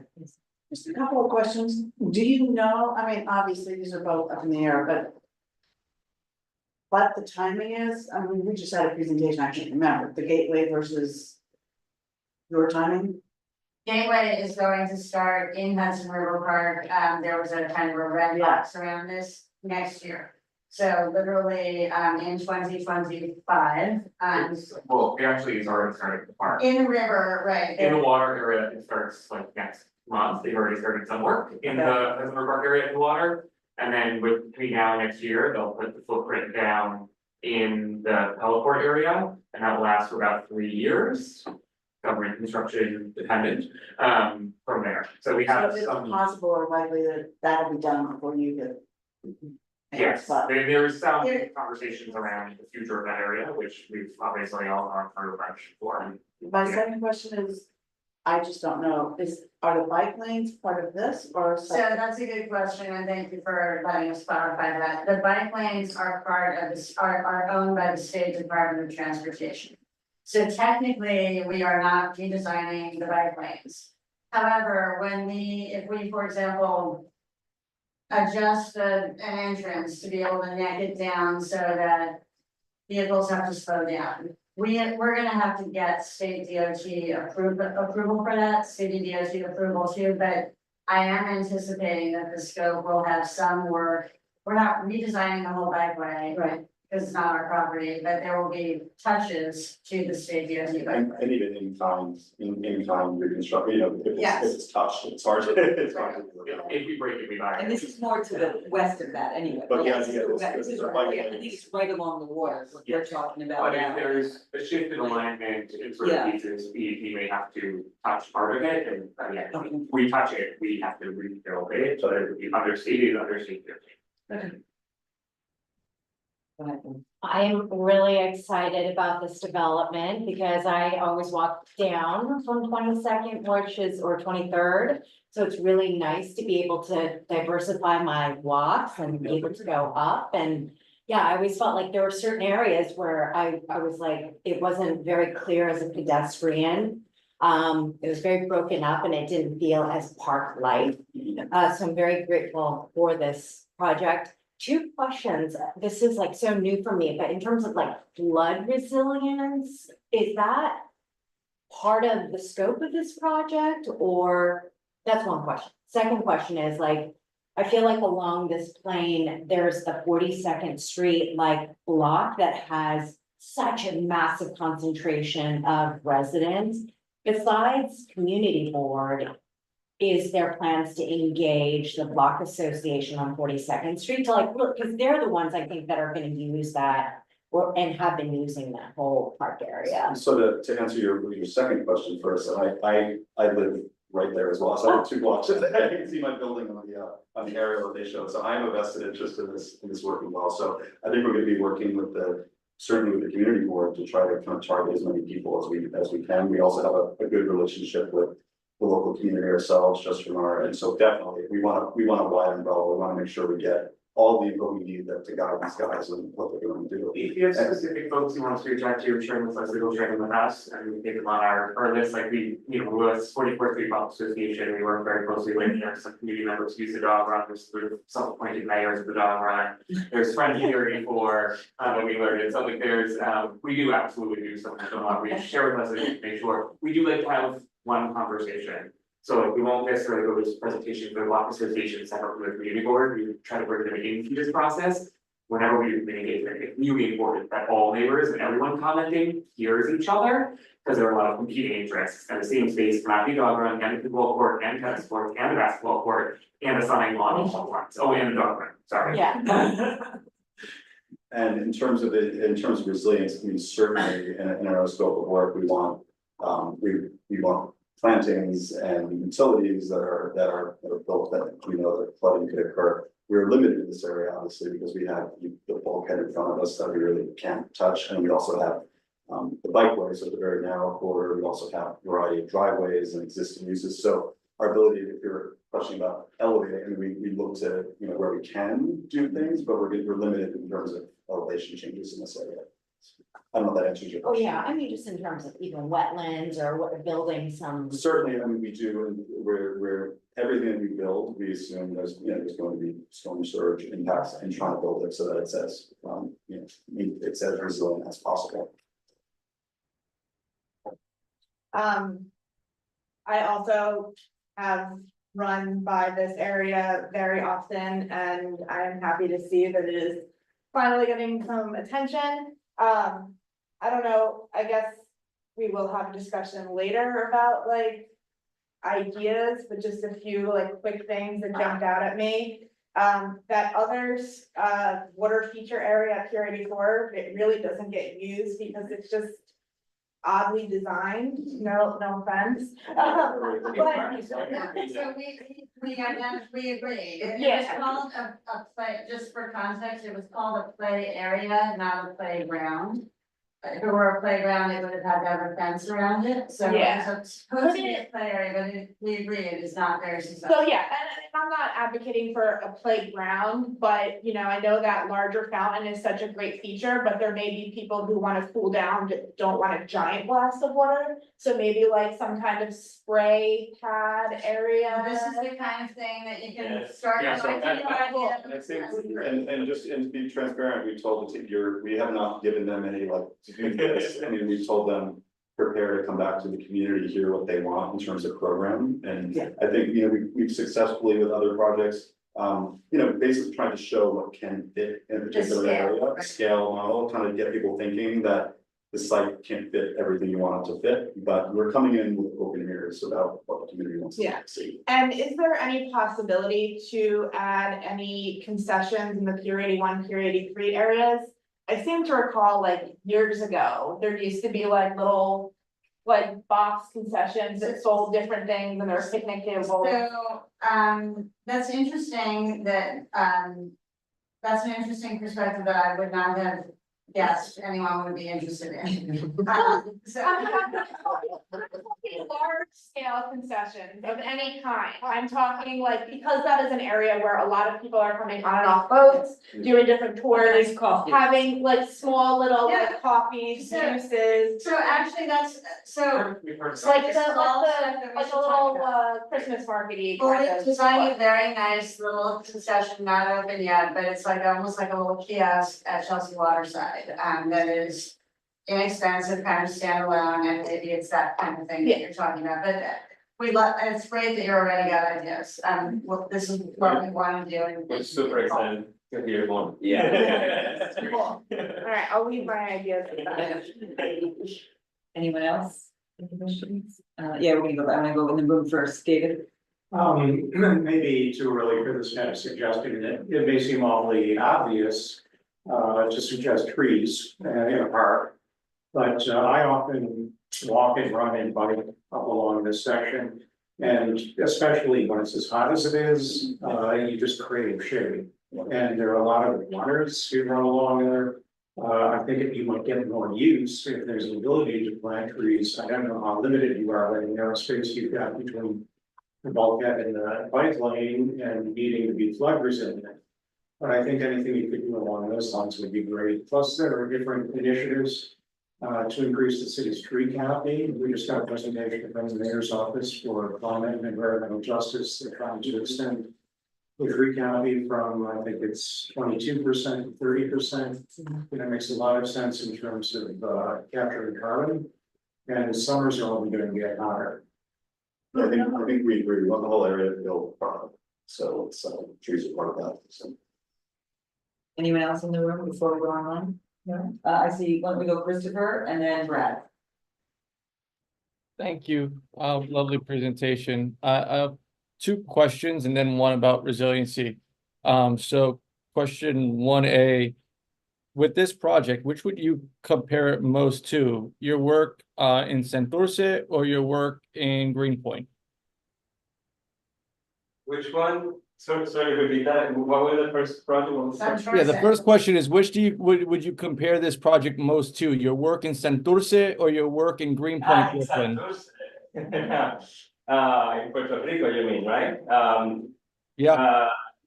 I mean, I definitely New York. I mean, this is like an urban, very urban space. I would compare it more to our work in East Harlem or the one in the Bronx, right?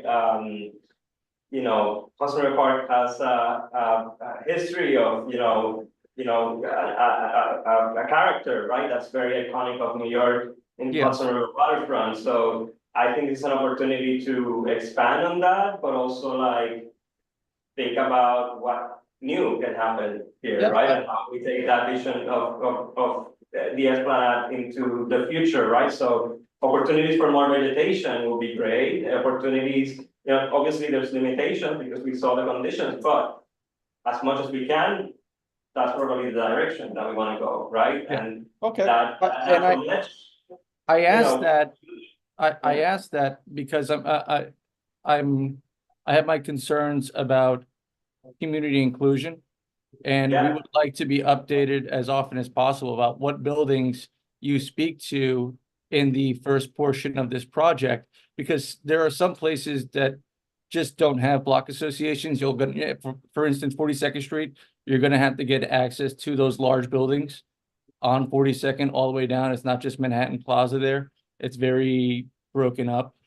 So I just want to make sure that you really do an emphasis. And I look at the Santurce project because there's a lot of energy and power that comes from that community just outside of San Juan.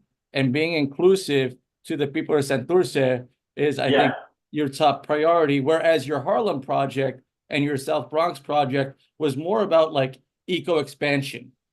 Am I right? Yeah. I mean, you're right. But I mean, I want to say that I think something that really characterizes Marvel in our approach to project is our community engagement approach. So I think, obviously, Hudson River Park Trust has built a lot of relationships with the adjacent communities, and we want to leverage that. And, you know, we thrive when we know what the community wants. So our best work comes from the community. And I have to say that, yes, that's a good example, the Santurce project and, you know, and working with communities that, you know, in that case are in a lot of need and they don't have all the resources. That happens also here in New York City too, right? So like when we work in the Bronx, that is a focus of ours, right? Like how do we, even just giving access to people to the waterfront is the question there, right? Like here we have access and we can improve on that, right? So we will leverage the community relationships that Hudson River Park Trust has, and whenever we can, we'll try to push for more. And then my last question is about resiliency. So, how has the visitor center El Yunque held up to the rains over the past 3 years, 4 years? It has held up. I mean, no big hurricane has gone through the island, but it was designed to withstand a stronger hurricane than Hurricane Maria. So we are very confident that that's gonna be a very lasting building and institution there. So thank you. I asked because we deal with the floodplains in Chelsea. So thank you so much. Yeah. Thank you. Brad? Hey, hi guys. Sorry I can't be there. Noreen, thanks for kicking it off with the team as usual, trying to push the envelope forward. Again, Chair, this is a great opportunity. And I just, you know, I know this is the beginning process, but we're the environmental and the waterfront, and we need to make sure that that's a part of this. I want to talk about some green technology. I don't know why we're charging buses on the water. It's ridiculous. We need to get them out of there. Last time in the room we spoke, we talked about, can you start to acquire some of this private land? How much money are we getting from the Beltway project? $28 billion. Senator Schumer's our guy. Is any of this money coming towards the park? I mean, I'm not talking about a shakedown, but now's the time. And I just feel like, we need to give HRPT some more purse strings. Brad, did you read the Dropbox materials? No. Okay. It's our next discussion. We're talking about a shakedown. And Brad, could I just for everyone, and this sort of ties on to what Leslie said at the start. The Waterfront Committee, we love coming here. This is like home for us, but I think a lot of the things that we're going to be talking about here are things that touch other committees of CD4 clearly as well. So in some cases, it might clearly traffic and transportation or whatever the proper name of that is. I think some of the land use issues, I think the relationships that CD4 has with various agencies will also be very helpful as we do this. This is our job as government to talk with our colleagues in government. But you also are government too, and so some of this I think is going to be a team effort. In some cases with probably slightly competing government priorities that I think if you talked about the two things separately, you'd say both are good. But in this case, they have to come together. Like public transit's good. We have MTA bus charging here. I'm not saying that's bad, like it's green charging. But there's a station here in this physical area. And so these are examples of things that I think we all are gonna have to technically understand, and that's what the team will help us collect that information and get it. And we'll have to talk about it. So I'm agreeing with you, Brad, on a lot of this. Yeah, Noreen, we could charge buses on other commercial blocks. We don't need to charge buses where we want people and a pedestrian walkway. It can be worked out, but I get it. I also fear when I see something like this, that we have no plan whatsoever for the former tow yard. And I don't know how we can start laying this out, because that's going to get, kind of redesigned, right? And I think that's critical on how this new piece is laid out. So I like that you're kicking it off, but I get nervous now that nothing's going to happen. Well, that's why and I'm sorry if I didn't make it clear, at Pier 76, the frontage, we know that Pier 76, the pier is going to be happening at some point. We don't necessarily have a timeline or an idea yet, but we don't want nothing to happen in that frontage area. So we want the team to come up with some cost-effective, quote-unquote, interim improvements that make it feel like more of the park. But then when Pier 76 is redeveloped, we're not hemmed in by what we've done anywhere that we can't redo. And in a larger announcement, since the last time we were here, where this committee wrote a letter that we the full board earlier this year about legislation for Pier 76. We incredibly thank you again for your support that actually passed the state legislature, carried by Senator Hoylman and Assemblymember Simone, to advance the range of uses and expand the range of uses allowed on Pier 76. So that we can try to continue to advance that conversation. So we've actually had really great movement in the past month on that, Brad. Just so it's not that nothing's happening. It's just we are piecemeal. And I think as we talk about that process, the funding for the redevelopment of Pier 76 as a whole is really a big question that we didn't get into sort of this round of it. But we will need to continue to advance as part of it. How do we fund the rebuilding of the public portion of the pier for Pier 76? Which again, like we talked about, was like it's $150 million. We're kind of estimating that's the blank slate version of it, which is a lot of money that we don't yet know how to identify how to get. But we talked about that a lot earlier this year. We certainly will continue that conversation. And thank you again for your support. That we were thrilled that other legislation was able to pass just at the end of June. And Noreen, where's the money coming for this sliver that we're talking about here? I knew you were gonna ask that next. We have the money for this area, so we believe that we are set on funds 65 million. Which is basically roughly a third state, a third city, and a third set aside proceeds from the development rights sales that we worked with you on a couple of years ago from block 675. The air rights, okay. That was in those area sales, yeah. Those air rights right down by 29th Street, right across from the heliport is, or right across the heliport where Gateway's heading through, where they're doing the traffic around that block, which went through a lot of conversation with the community board overall. And sorry, last question. This is to the architects. Marvel us with some green technology. Marvel us with some windmills, some solar, some platforms that produce power. Please. I mean, we've got a lot of ideas. I mean, I want to take the bike lane and put it in the middle of the highway and give it more park. But you know, I think of the Big Dig in Boston. You know, I don't want to think small, but I don't want to. I know that's not the time for this now. But Marie, it's great to hear that you have the money. We'll take on the Doesn't sound like enough though. It's not enough.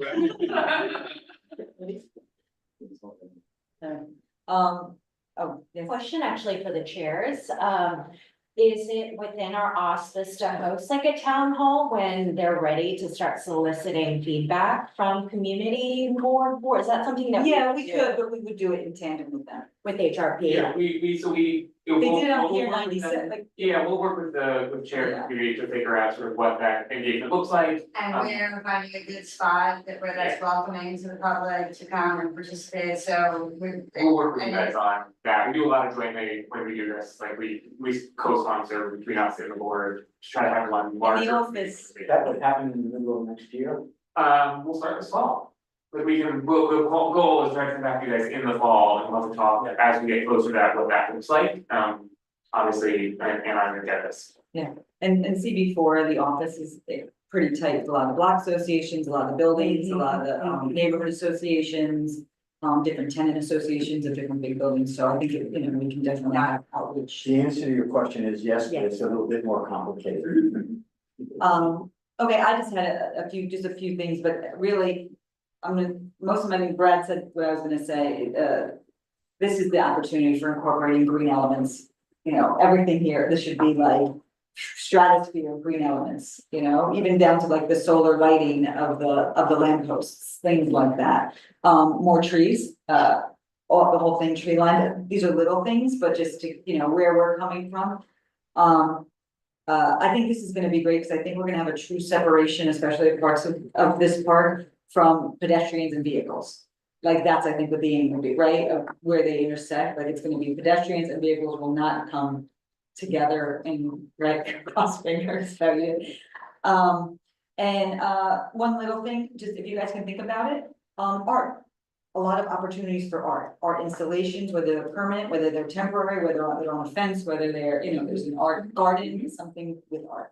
Would be great too, that we would welcome, but you know what, those are little, but I mean, we're gonna have so many different meetings that, it's like meeting that I'm not gonna really get into any of the details, but, that was wonderful. The one thing, so Brad brought up, in front of Pier 76, right? You're not gonna, are you gonna touch that before we know what that is? Because if we don't know what it is, wouldn't that determine what the entry point is? So there are examples, what next time you're there, there's a fence line, for example, that creates a very bad viewing angle as you're walking north, and that sort of hard lefting, heading west towards Pier 78, which again is privately owned. There are fence line improvements, maybe partial fence removals, maybe slightly shifted and widened pathways. Temporary green spaces, when you have planters that sometimes are in planters, not in the ground. There are other things that we can look at doing to make that a safer, more attractive, maybe some benches, seating, other things like that don't cost an arm and a leg. I mean, it is sort of an arm and a leg because of how big the space is. It will add up quickly, even if it's relatively modest improvements. But our aspiration is it could take a long time to figure out the RFP, the environmental review, the funding, for Pier 76, and we think that in all that time, it's probably not the best thing for us to just leave it the way it is. So we'll be looking at what the park has its long history of interim improvements. Okay. Temporary, cost-efficient improvements, that's probably what we're talking about. So you're saying that's a roller coaster area? Yeah. Well, no, it's our new zone, which we just opened last year, and they're very popular, or early this year, no, last year, and they're super popular, they're interim. They're probably gonna have to shift and move as part of this process at some point in the future, but we'll get a good couple of years out of it. It wasn't notably expensive. So nothing falls into the ground. You and your team have said a whole lot of times. It'll be the fund will be interim, as is the pier. Right. Yeah, as was 97 for a while, as was 55, as was. Exactly. Great. You and your team have said a lot of times tonight that Pier 78 is privately owned. I doubt I don't know who the private owner is. Would you share that with us so that we could?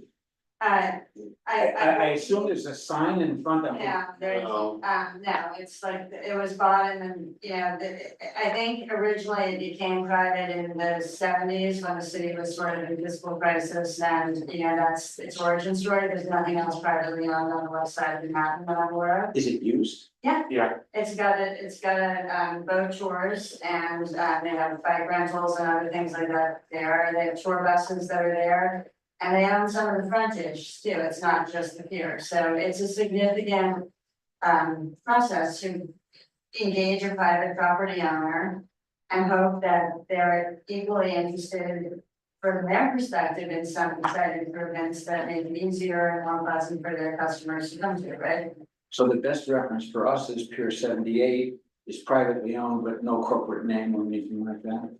And it's called city, what's the site thing? Yeah, We can get it. we get it too, we looked up. Yeah, so I actually work with a boat company based on Pier 78. Oh, okay. And they ran the pier from the private owner, so I might be able to help you.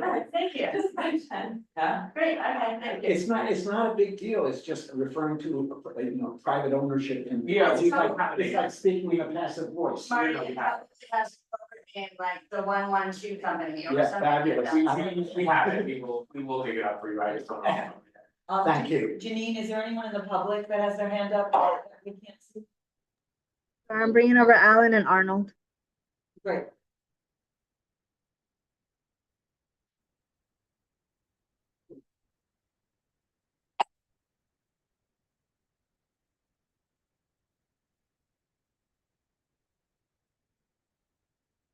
Hi, Alan, can you hear us? Alan, can you hear us? If not, Arnold, can you hear? Hello. Alan, I can hear you. Alan, Can you hear me? Arnold, hold on one second. Alan, can you put on your camera, or can you hear us? Hello. Yes. All right, go ahead. Hello, WTE. It's a pleasure to be here tonight. I'm bored. My camera's not working. I'm sorry, but my camera isn't working. No worries, no worries. So, board member, former member of this great committee, and I'm glad this is finally kicking off. And thank you for that presentation, because I've been up and down this, let's call it a roadway, I don't know how many times. I'm a long time volunteer at the park. And until you really take this kind of a view, you don't appreciate how complicated this project is going to be. But that said, what I really want to say is, for a lot of us who live along the west side, this is basically our community park. And the trust has done a marvelous job in getting the community involved with the park, various educational programs, getting kids of all ages involved with waterfront conservation and everything else that they do. But all of that is below Pier 40. Unfortunately, nothing is in Chelsea, from what I understand or believe. There's nothing in Chelsea and in Hell's Kitchen that gives kids the opportunity to get their hands dirty, grow things, get educated about the waterfront and conservation. So I think that's really something that should be taken into consideration. You mentioned earlier. Alan? Hopefully, I'm sure that's going to remain, and that's a good starting point for advancing a larger area to get our school kids involved, something in continuing programs. The trust does family days and various other events, but those are one-time events, maybe twice a year. And we need something to get our young folks involved with the park. A lot of them just don't see themselves getting down to the lower portion of the park. And hopefully this will be something that does bring more kids into the park. So I'll leave it at that for future discussions. Thank you much. Good to see you guys. Thanks, Alan. Arnold, can you hear us? Yeah, I can hear. Can you hear me? Yes, go ahead, please. Okay, good. I love going to the Hudson River Park, but I have an issue. When I go there, I have to bring my own equipment, and I have a limited amount of equipment I can bring, and so do other disabled people with disabilities. And I can only bring what I can fit in here. And what I see in Chelsea Waterside Park is these wonderful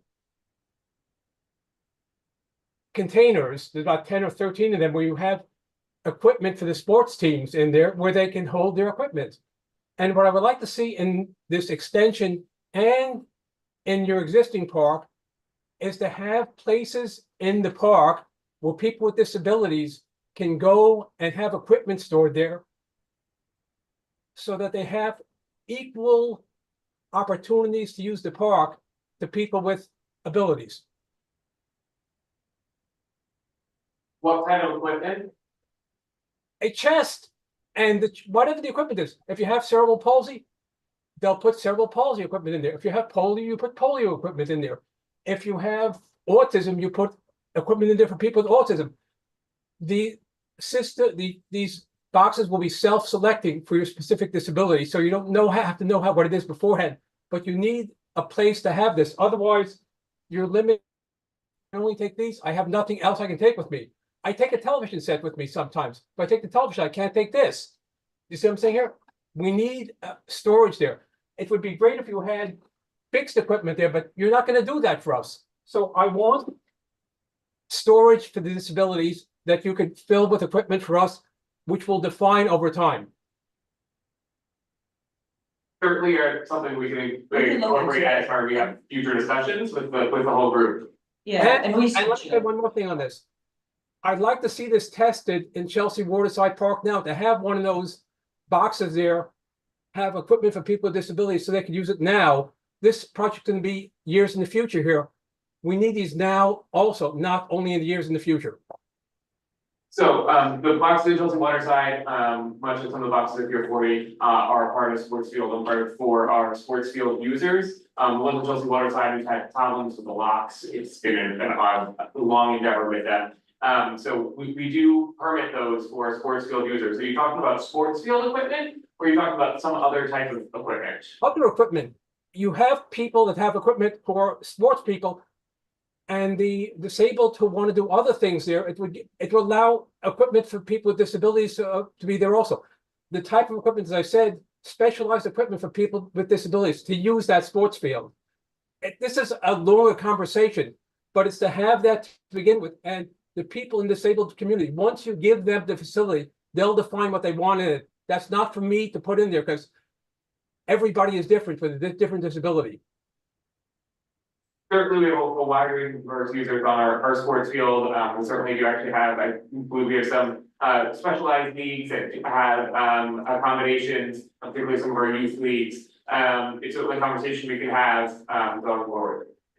And you know what, there's also, there's a organization called Adaptive Design in Hell's Kitchen. And they do a lot of this stuff.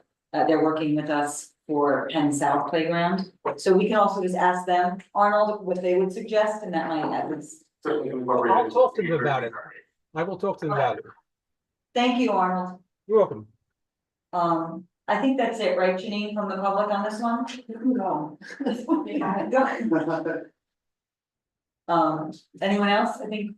Can I do one last announcement and round us out here? Is it a good one? It's a great one. It's Oh, quick. you're not gonna close some here down. My one final announcement, I just wanna round it out, remind everyone, we're in the middle of our event season in Hudson River Park. So we have a lot of great things going on, including many events in the CB4 area. So actually, just this past month, we wrapped Blues by the Boardwalk, which is at Pier 97, which is one of our first programs on the partially open pier there. It certainly was a new exciting one. This coming weekend, we have West Side Fest, where the Hudson River Park Trust, the Whitney, the Highline, the Shed, the LGBT Center, our whole, the Poster House, whole slew of West Side cultural organizations are partnering to do a 3-day festival. I encourage you to go look on West Side Fest. All of them have free, all the cultural ones have activities going on. They're all free, they're open to the public. It should be a super fun time. Ours is going to take place in Pier 63. We're working with Aja Dance, Southeast Asian Dance Company. We'll have dance classes, we'll have activations, we'll have some food. It's going to be really exciting. On Monday, we start with our very first Broadway Ride the Boardwalk. That is our new program up in Clayton Cove, where we will have Broadway stars coming for that 4 weeks to do very intimate performances. Our first Broadway performer is Eden Espinoza. And I won't go into the details there. You should come and check it out. It's gonna be on the lawn there in Clayton Cove. We had Pier Jazz at Pier 84 on Wednesday. We have Healthy on the Hudson across the park Monday through Thursday. We have Salsa on Pier 76. Also on Thursdays, we have Mike Skills on Pier 76 on Saturday. Blues Barbecue, one of our big favorites, is on August 10th this year. Mark your calendars, it will not be back before here then. We also have a lot of other things going on. Big City Fishing, we have Pier 40 Wet Lab, we have our Blue Team cleanups, we have nature walks, we have creativity nature, that's either drawing or poetry, where we give you a prompt, they work and educate you about sort of what that is, and then you work on for either drawing it or creating poetry around a piece of nature. It takes place throughout the park. So we have a whole world of things. I encourage you all to check out our website and come out and enjoy. I was at a Bronx River meeting where I learned about the oyster installation at Gansworth Park. Would you talk a little bit about that? Sure. So off the north side of Gansworth, as part of Gansworth Peninsula, we did an installation of about 10 million oysters. I believe in 49 different features. Do you remember? So we have submerged, Submerged. meatballs and gabions. Razor gabions. We recently got a grant from Senator Schumer and Gillibrand, along with Congressman Adler, to do ongoing research from NOAA to do habitat to do research on those gabions. We also have a salt marsh, which Tom here was the lead on this project for Hudson River Park, where we have a new salt marsh installed, man-made, has protections for it. At Gansworth on the north side, we actually work with CUNY researchers as part of our partnership with CUNY to do a CUNY professor along with CUNY students did funded research that we helped fund on the growth of the grass there, the health of the soils. We've seen new crabs that we haven't seen in Hudson River Park before, actually settling in the salt marsh already. And we actually created a whole new curriculum for our field trips that take place at Gansevoort, where we are teaching students about the oysters and gabions, how the salt marsh works, and how the estuary works. It's actually a really great new feature of Hudson River Park. It was billed as the second largest oyster installation in the city other than Mona Sound. So we have the Tribeca, which is our one between Pier 26 and Pier 34 is actually our largest. I believe that's the second largest, and then also Gansevoort is one of the larger. Fabulous. Yes. Great. Thank you. I told you to be quick. That was quick.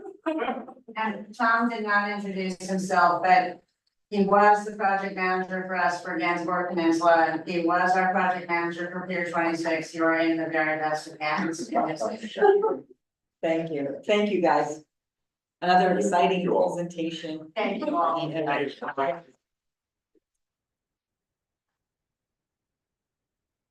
Okay. The one we have been asking for many months. Tara, I see you.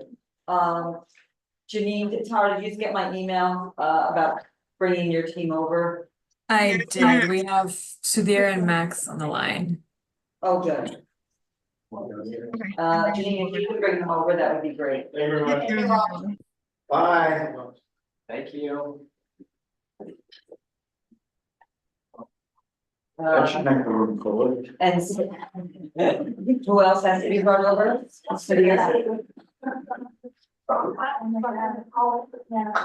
So anyway, guys, this is, you may or may not remember, so the EDC is here. This is primarily about shore power. We've been talking about this for many, I'll say years, months, years.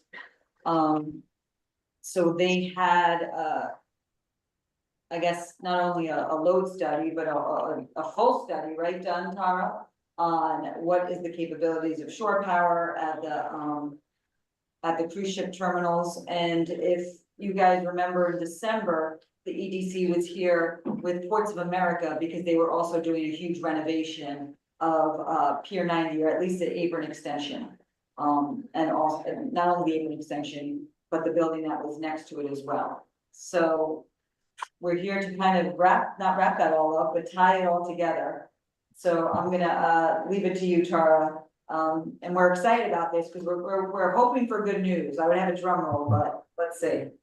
Don't worry, I think we can count on that at least for this presentation.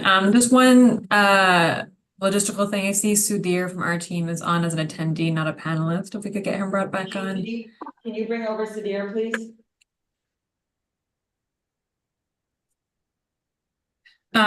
And so while we do that, I'll quickly just kind of introduce the full team here. I know I've met a lot of you. My name is Tara Das. I'm with our government community relations team at EDC. I work with our citywide transportation portfolio, which includes the cruise portfolio. I'm joined by my colleague Sudhir Putran, who is the assistant vice president of the cruise portfolio at EDC from our asset management team, and Max Mozo from our consultant Jacobs team, who's been a huge support for us in getting this feasibility study to the finish line. So I will bring up our formal presentation for the night. I'm very excited to walk you through this. Can folks see a Manhattan Cruise Terminal okay? Yep, we see it in the room. So many of you are already familiar with the site, but for those who aren't, the Manhattan Cruise Terminal is comprised of two piers in particular, Pier 90 and Pier 88. This image on the right does show the full network of piers that kind of fall beyond Pier 94 and EDC's portfolio. Currently, Pier 92 is not in use, and that's a separate topic altogether. But overall, I think the main point to really drive home here is that the Manhattan Cruise Terminal is the biggest cruise terminal in New York City. It's one of two. We have Brooklyn and Manhattan. Where what you see here, Manhattan has many berths, comprised of 2 piers overall that can fit in a lot of ships. Brooklyn is a lot smaller. It only has 1 berth, and has a lot less volume of ship calls overall.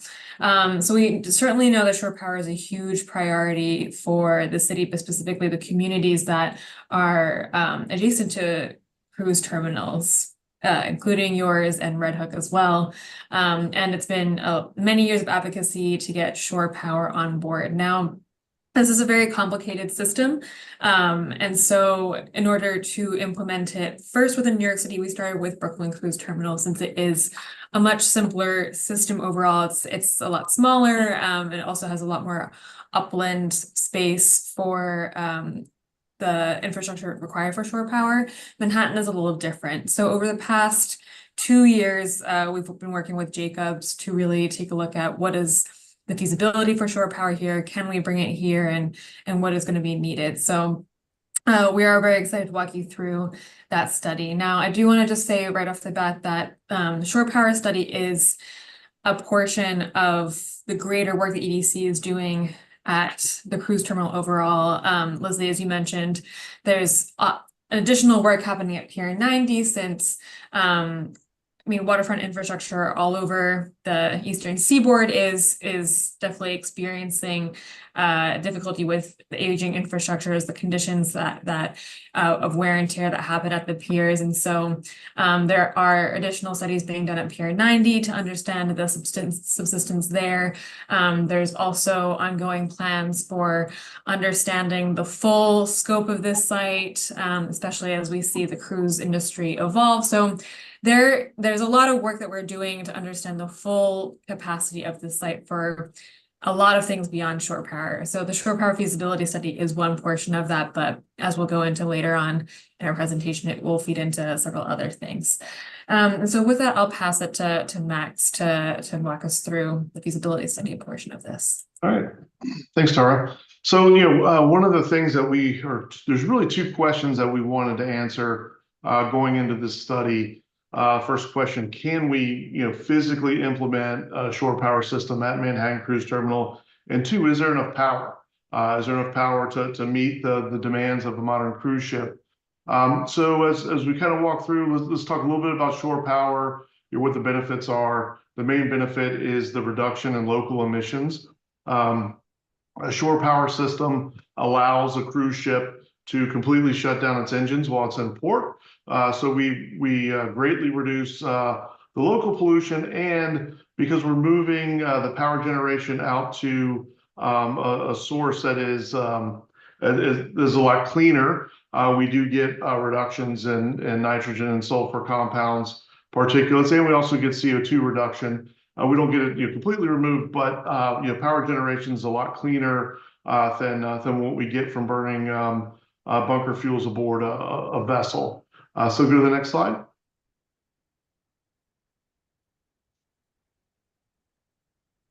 So if you want to look at kind of the primary components of the shore power system, we start with the grid. We start off with our power supply. We bring that power through a distribution system into a local utility substation. That substation then will feed, in this case, up to the property line at the cruise terminal complex.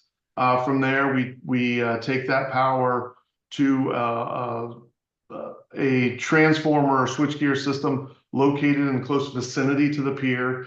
We run that power out to along the face of the berth with cables. We connect to the vessel with via a cable management system, and that's how essentially the cruise ship will connect to the grid at the end of the day. So next slide. So to kind of take a look at the components that we're looking to place in close vicinity to the cruise ships along the berth, we have the shore power substation. This is what converts accepts the voltage coming in from the utility company, converts it to the appropriate voltage and also frequency in some cases that the ships need.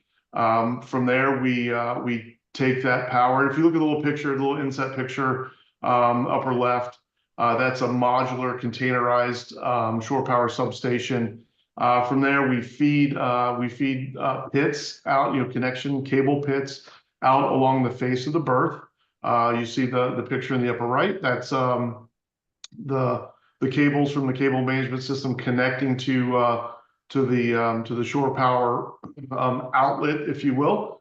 The cable management system, it can be fixed or mobile, but in the case of Manhattan, because we're trying to accommodate a wide variety of ships with different locations for their shore power service doors, we have a mobile system, and that's the vehicle you see in the kind of that bottom picture. Can move up and down the pier. We connect it to the shore power system through pits that come from the bottom of the deck, and then we have a jib that supports draped cable system that goes out to the vessel that allows some slack in the system so the vessel can move as it sits at berth without essentially unplugging itself. And all these kind of components together, we call them in the industry a high voltage shore connection. A lot of our nomenclature is driven by the standard to design, the HVSC. So the next slide, please. And the biggest complexity, I think, with installing this system it involves locating the switchgear. Our big focus was, where are we going to locate the switchgear? It needs to be relatively close to the berth that's being serviced, not because of any electrical or technical considerations, but it's an operational consideration. You'll need the engineer from the ship to come, and he's the one that will turn it on, make sure everything's good before he turns the power on and affects his vessel, so to speak. So what we focused on is finding space for 8 20-foot containers. That's what the modular system looks like. In this case, we found room at Pier 90 on the bottom floor on the berth 3 side. Berth 3 isn't active right now, so we have a little bit more space there. We can then take the cables from that shore power substation out to the face of the berth, and you see the yellow kind of highlight. That's represents the Pier 90 apron extension project that's going to be happening. And then on Pier 88, we already have kind of the aprons out there, so we'll need to. We've kind of found some room to put those to put the containers out near the end of the pier. You notice we avoid the truck turnaround, so we still have our provisioning traffic flows that go through there. And in this case, we'll need to modify the deck to accept the cable pits and the cable routing along the face of the berth. So the next slide. This is kind of just a quick look at what this looks like. You see the blue shaded box and the red cables. That is the connection pit. That's what the final connection at the face of the berth looks like. We connect that to the cable management system. And when this system is not in service, we have live in connectors to lock it off. To prevent any accidents or short circuits in the system. It is a lot of power. At the end of the day, we are looking at 16 MVA, megavolt amp. So that's a large amount of power that goes out there. So next slide. So one of the things that we needed to do, and this kind of drove the solution of having multiple connection pits kind of daisy chained together back to the shore power substation. We have a lot of different vessels, a lot of different vessel types that call out there. So we took the call calendar and some historic data and looked at the calls that were expected in 2023. There were 200 different vessel calls that were scheduled. So we kind of took it a step further and looked at the vessel calls that can support shore power. So where the vessels are modern enough to have a shore power connection. If we look at the next slide, we'll see that there. So yeah, we looking at it, berth by berth. Berth 1, 27% of the ships that call there are shore power ready and can accept a connection. Berth 2, 80% of the vessels that called there are shore power ready. Berth 4, about 26% of those vessels are ready. So just kind of, based upon that, the conclusion, Berth 2 supports the most vessel calls. Those are the vessels that are ready to connect to a shore power system today. But just to note, a lot of cruise lines have made commitments to improve the number of vessels in their fleets that have shore power capabilities, and these numbers are changing, all the time as new vessels get rolled out and older vessels get retrofitted. These numbers will certainly continue to increase. So if you look at the next slide, we wanted to look at the costs related to installing the shore power system at each berth. This does not include necessarily the cost from Con Ed to get the power, to the property line and distribute it to each specific berth. We do talk about that a little bit later, but what you can see from a cost perspective, berths 1 and 2 are very similar. Berth 4 is a little less expensive, and that's because we're not having to retrofit the apron. The apron, when it gets constructed at Pier 90, is going to have shore power pits already established. But I think what kind of steps out to us here is berth 2. We have 96 vessel calls that can hook up to shore power. So it makes sense that that expenditure, even though it's the most, will give us I think the most benefit at the end of the day. So if we go to the next slide, we talk a little bit about just our implementation recommendations. We want to implement shore power berth 2 first. We get the most bang for our buck there. If then you look to roll it out at berth 4, Pier 90. Once we get the apron installed, I think you'll see some a little bit of change in the fleet there, and the number of shore power calls will continue to increase there. And then we'll look to implement shore power berth number 1 next. So berth 2 just has the most calls. So kind of the conclusion of the study, and this is something else that the other question we wanted to have answered about the power. We've communicated and started the process with Con Ed to understand the cost to implement shore power at the site from their perspective. In other words, to get it from their substation to the property line, so that power is available. We're going to continue to look at the further implementation of that power, in a phased approach. And I think I said before, cruise lines are continuing to move towards shore power readiness across all their fleets. So I think just as a summary, shore power at Manhattan Cruise Terminal is definitely feasible, and we look to find ways to implement that. And I think Tara, I'm going to turn it back over to you, and you'll talk about where EDC is and what the next steps are. Thanks so much, Max. So as Max described, the great news here is that we know that shore power is feasible at the site. Now, beyond that, there is the question of how, whether we have the infrastructure ready for it, whether there needs to be any additional investments made in that infrastructure to be able to then start design and engineering of the shore power system for vessels to hook up. And so, as we mentioned at the beginning of this, there's several other ongoing infrastructure studies that are happening to determine that will then lead into what next steps will have to happen for shore power implementation.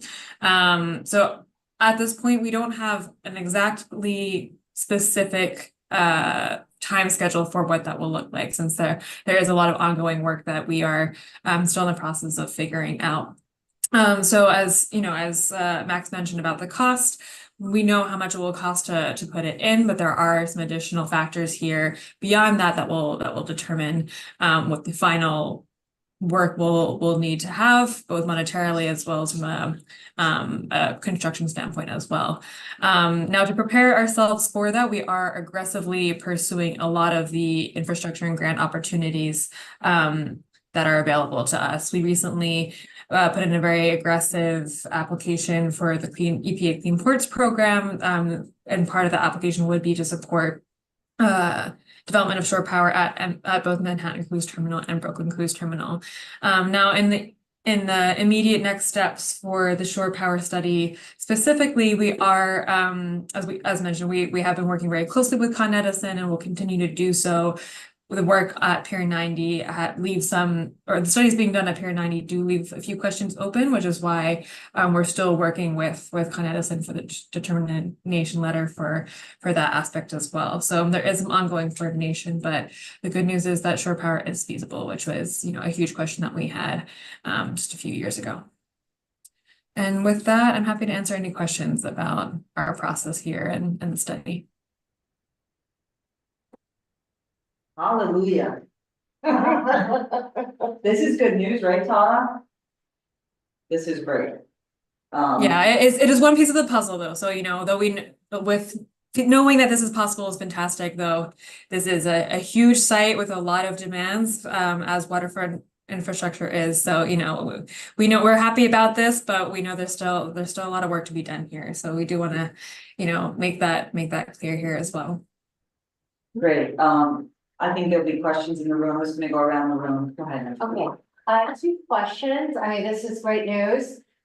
Is there any, so it sounds like shore power installation has been done in other cities. Are there any risks to the community in terms of like installation, I don't know, danger or risks? That's question number 1. And then question number 2 is like, is there an opportunity for like, I mean, this is just as a citizen question, like, it seems like this is a benefit not only to the environment, but also to the cruise ships, because ostensibly they have to carry less fuel. And so it would be they could save money there. Like, is there an opportunity where the city isn't funding all of this, that there is an opportunity for like the cruise lines to also I don't know if there's an example of that in other city governments? Yeah, that is a great question, and I'll take a high level take of the first question, but my colleagues on the line here are certainly the more technical experts here and can fill in on anything else. But with all of our projects, safety is always the biggest priority. We are a quasi-city agency, but our aim is to serve the public. And so, we wouldn't be doing anything if we didn't believe it to be safe, and always make sure that as this is implemented, that is a huge consideration. I'm not sure if there's anything else to add, Max and Sudhir, in terms of the operations of it. I think, one thing just to mention is that, there's, when we talk about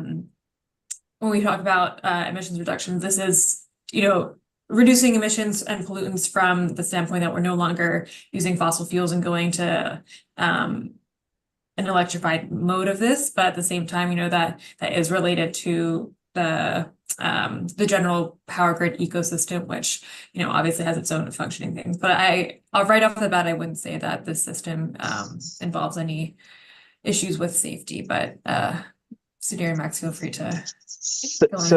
I can take that. Yeah, the technology has evolved. It's no longer isolated to some ports. It's happening everywhere, but in a slower pace because of the sheer complexities of diverting all this energy from the local residents to a vessel, and because it has to be a consistent flow for when the vessels are there. There goes that certain period of time where the energy is not used. Meanwhile, all this infra has been built up. So keeping that in mind, as we make this progress, not just us, all the other ports and all our Cruise Canada New England Alliance are also battling with that. And they actually come down to Brooklyn quite often to look at our infrastructure and what goes into putting that, shore power technology into place, which is still to this day state of art that we have in Brooklyn. It does need upgrade, but we have something that we can work off and use the lessons that we've learned from that facility. So the safety is always priority, as Tara mentioned, but there is a playbook that is, and a very strict compliance guideline that is outlaid by NYPA and Con Edison that has to be utilized. So it is not us just trying to build something out of scratch. They have a book, we have to go by that, which is known as a high tension facility, and we have to hit all those guidelines before anything has been, deployed, and they would not deviate from that.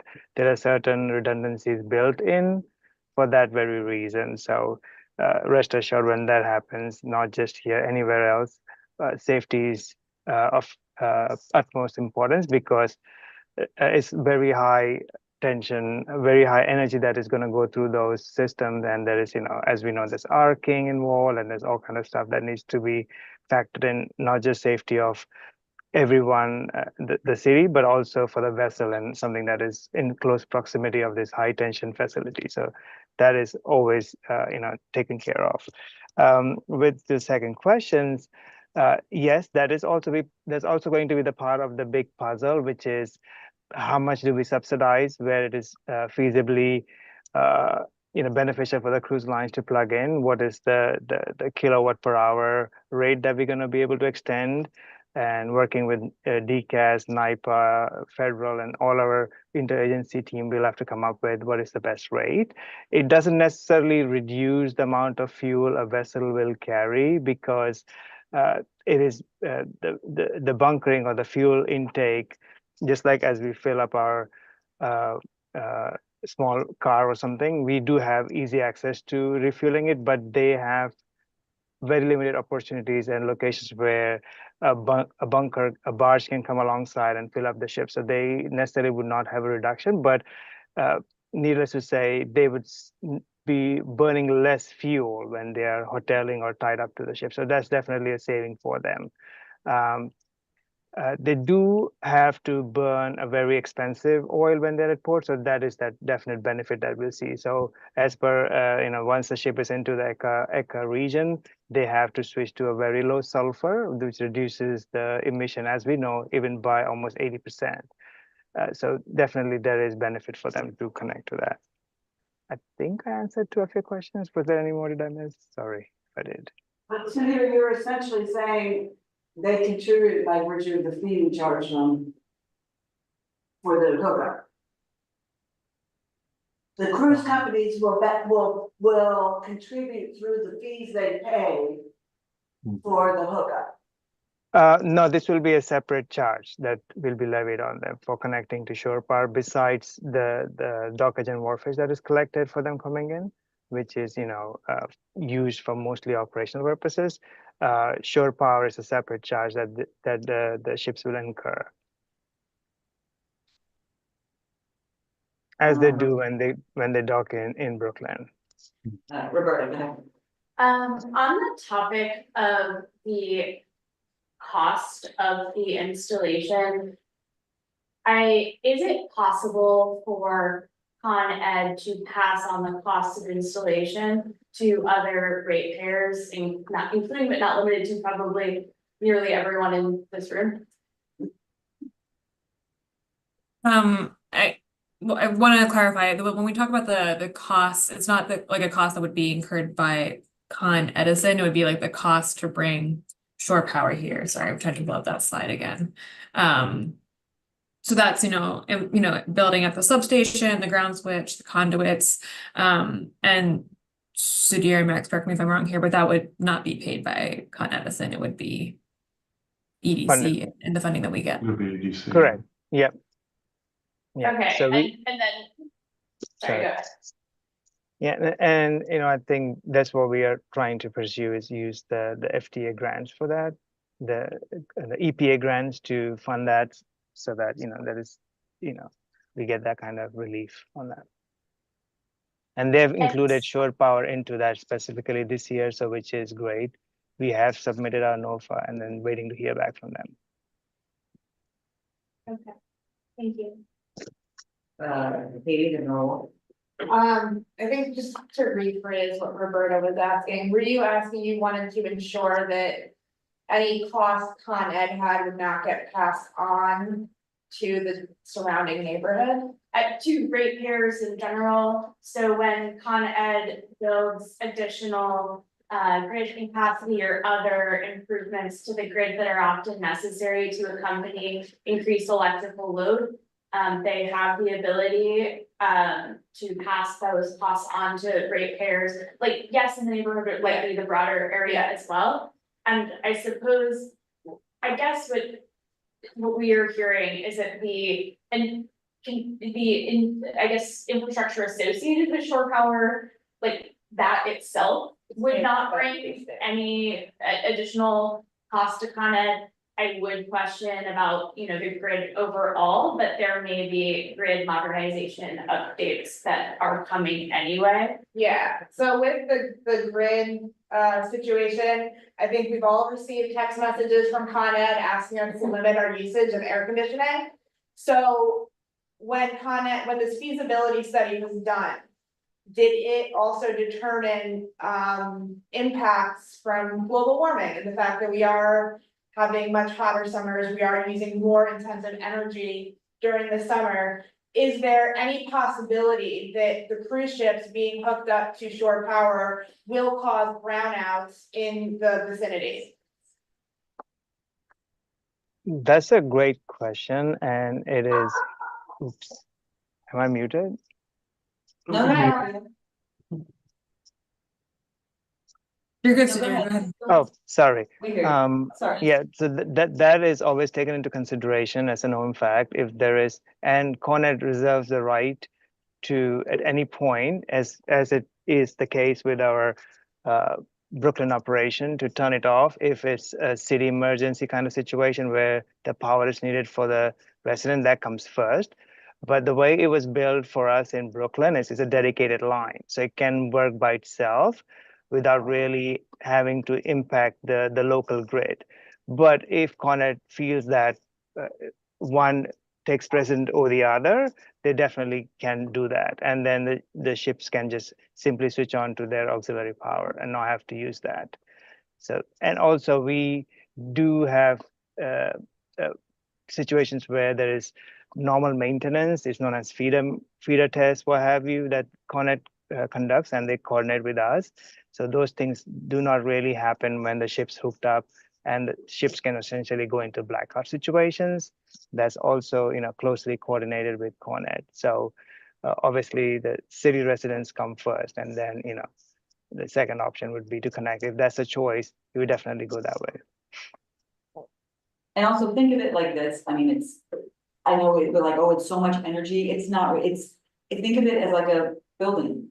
When Hudson Yards went up, no one said, can the grid hold it? Can the grid hold Hudson Yards? It's like a million high. Well, the more towers you build, the more energy. Right. So No, but now I'm we're saying adding the mindset is. 3 more giant buildings. Right, exactly. But the mindset is because it's a ship, we're like, oh, it's gonna totally fritz out the grid, or it could, stretch the grid. But I think it's like a building going up, and when all these big buildings, which will still be going up, it's what no one asks, is it gonna? Well, we should, but people should be asking that. Right, In but general, I'm just giving our a reference. infrastructure isn't keeping up with our building. So I get what you're saying about. It's just different of reference. Yeah, this isn't a ton of power, but in general, it is adjusting the infrastructure and changing it in a way. And I want to ensure with all things, even with buildings, that we are addressing the fact that the infrastructure itself needs to be upgraded to accommodate all these new changes. Yeah. Every project, yeah.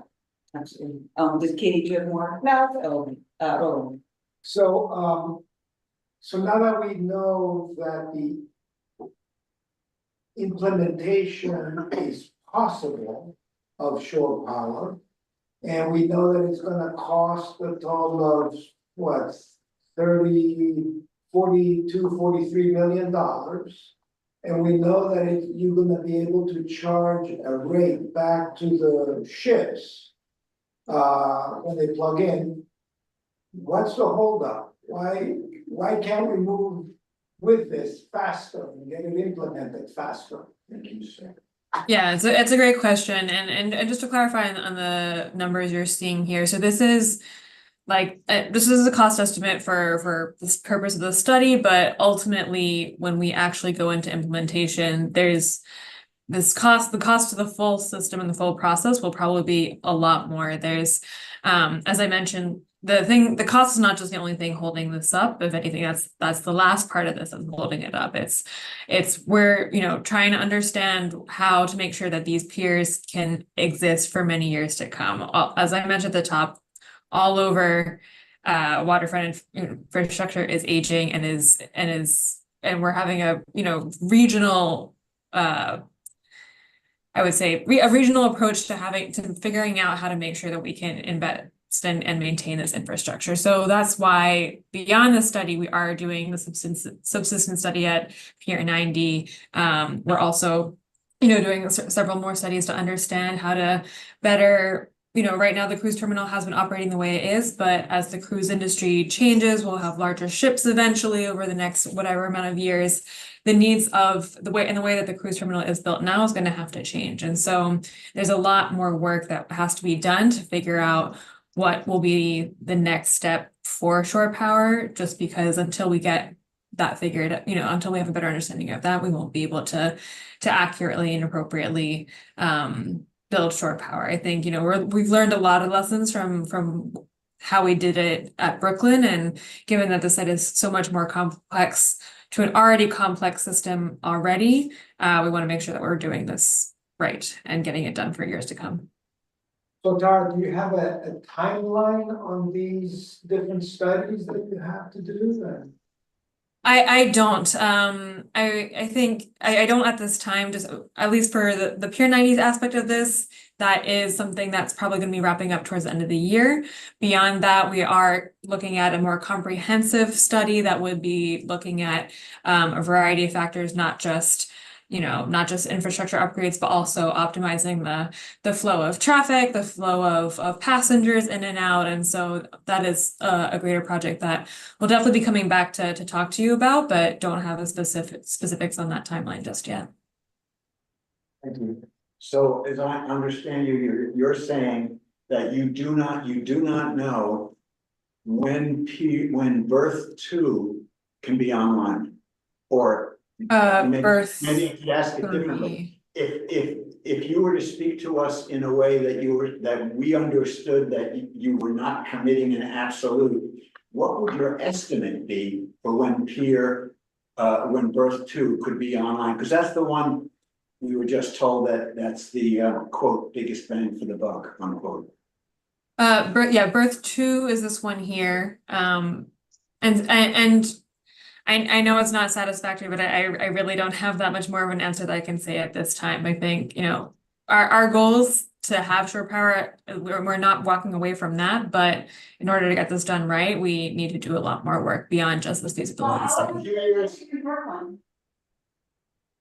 Well, that question was how long did it take in Brooklyn, and I'd add to that, half a year ago, we heard the year 2028 as being the year that shore power will be implemented. That's been pulled off, that you've been pulled away from that date? I would distinct, so on the question of 2028, so that number was a part of the that I think that was mentioned when we announced entering the long-term agreements last fall. That number was based off of our expectations, our broader estimates for expectations of getting shore power online and also as the industry adopts that as well. Now, I'm not saying it won't be 2028, but I'm not saying that 2028 is the year that it's coming online, just because at this point, we don't have an exact time estimate, and I don't want to say something that will, eventually not be true. So just hear that I, as an individual, but I think the committee as a whole, is saying that we are extremely eager to have that pollution out of our neighborhood and want to know, as soon as you know, when it is possible to at least hook up the first batch of ships on berth 2. Absolutely, and we definitely share your urgency about getting shore power on as well. This is a huge priority for us. We know this is a huge priority for the community. But this is very complicated. And to the other question about, how did Brooklyn have it and not, how long did that take? right off the top of my head, I'm not sure, and Sudhir, I'm not sure if you have more details on how much it took to bring it online there. But I will say, as I mentioned before, it is a very different system. And when we built it, ultimately, we, after several years, ran into other issues. You know, now, as I'm sure you've read in the news, we have shore power system there, but it's not able to connect to some of the shore power equipped ships. And so that's another thing that, you know, explains why perhaps that timeline might not be a best comparison for what we're trying to do in Manhattan. Anyone else? All right, thank you, Tara. I have a bunch of questions. I don't think the EDC shares in the priority of having shore power. I think this is taking way too long. I mean, this is years just to have a study of if we could have shore power. And now you're saying, yeah, we could have shore power, and now there's other studies, and I'm looking up Seattle and Miami and all these others that are doing it within a few years from start to begin, like from start to finish. I mean, Miami's having 5 cruise berths, and I think they started, if I'm not wrong, in like 2020. I mean, it's crazy timelines.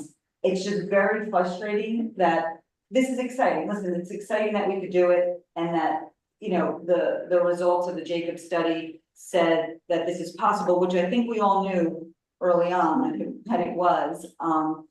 But let me launch into my questions. So now you want to go into another study of comprehensive infrastructure to study the waterfront and ecosystem. What are we studying there? And what does that have to do with shore power?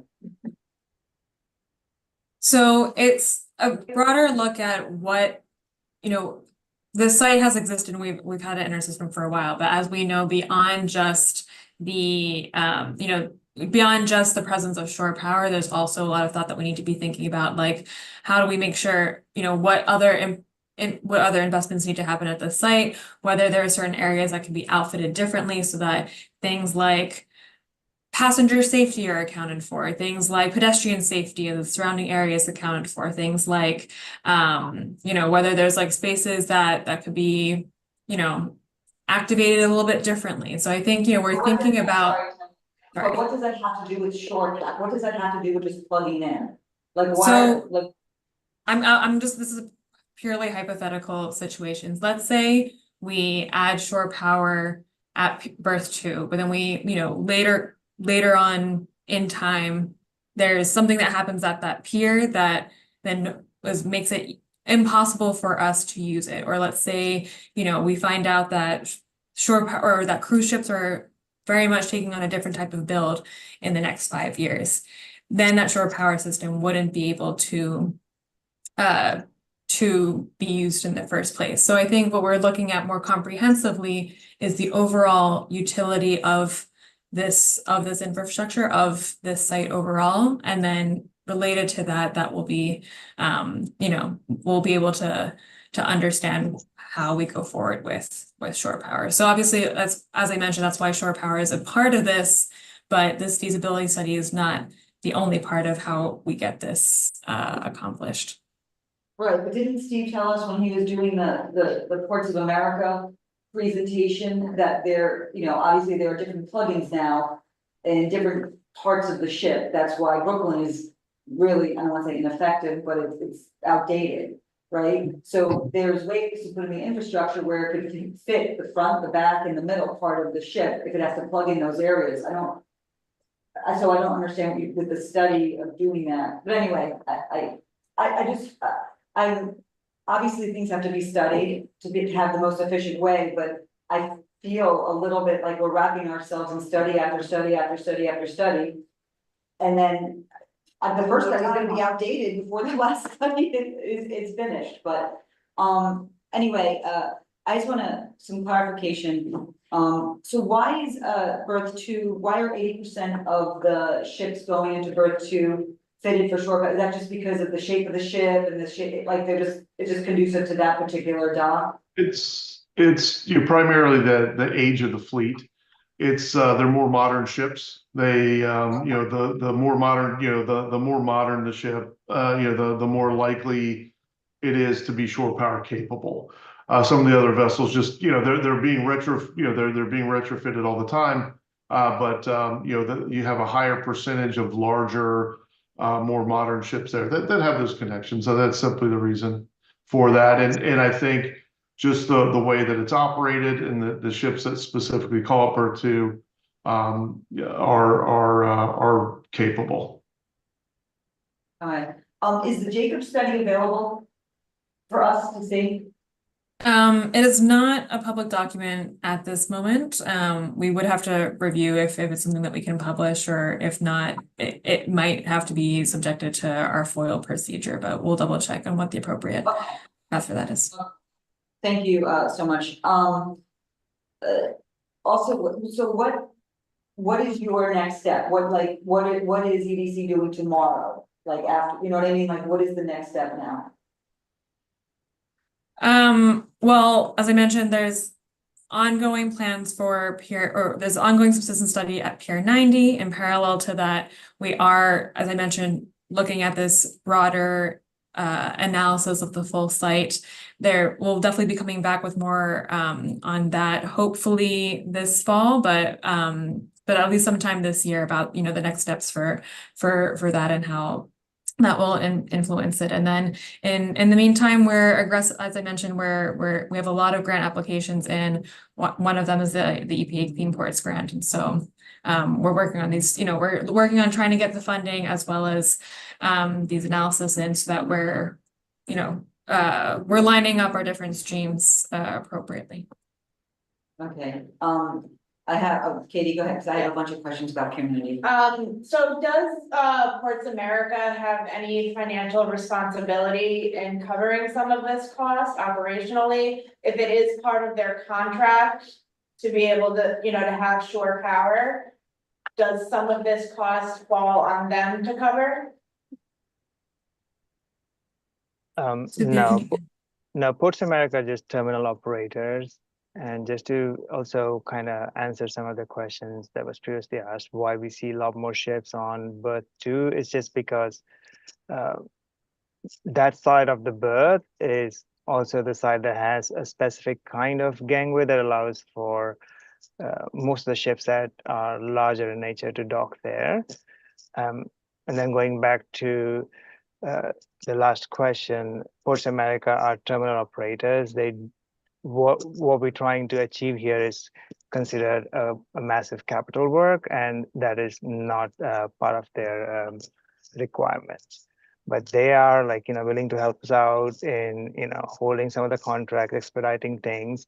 But the study and the review that we are carefully following is because these piers are kind of aging. We just want to make sure that whatever we do and implement and all the capital that's invested is there for the ages, and we get maximum usage out of it, and something that once we start, we don't have to put brakes on it.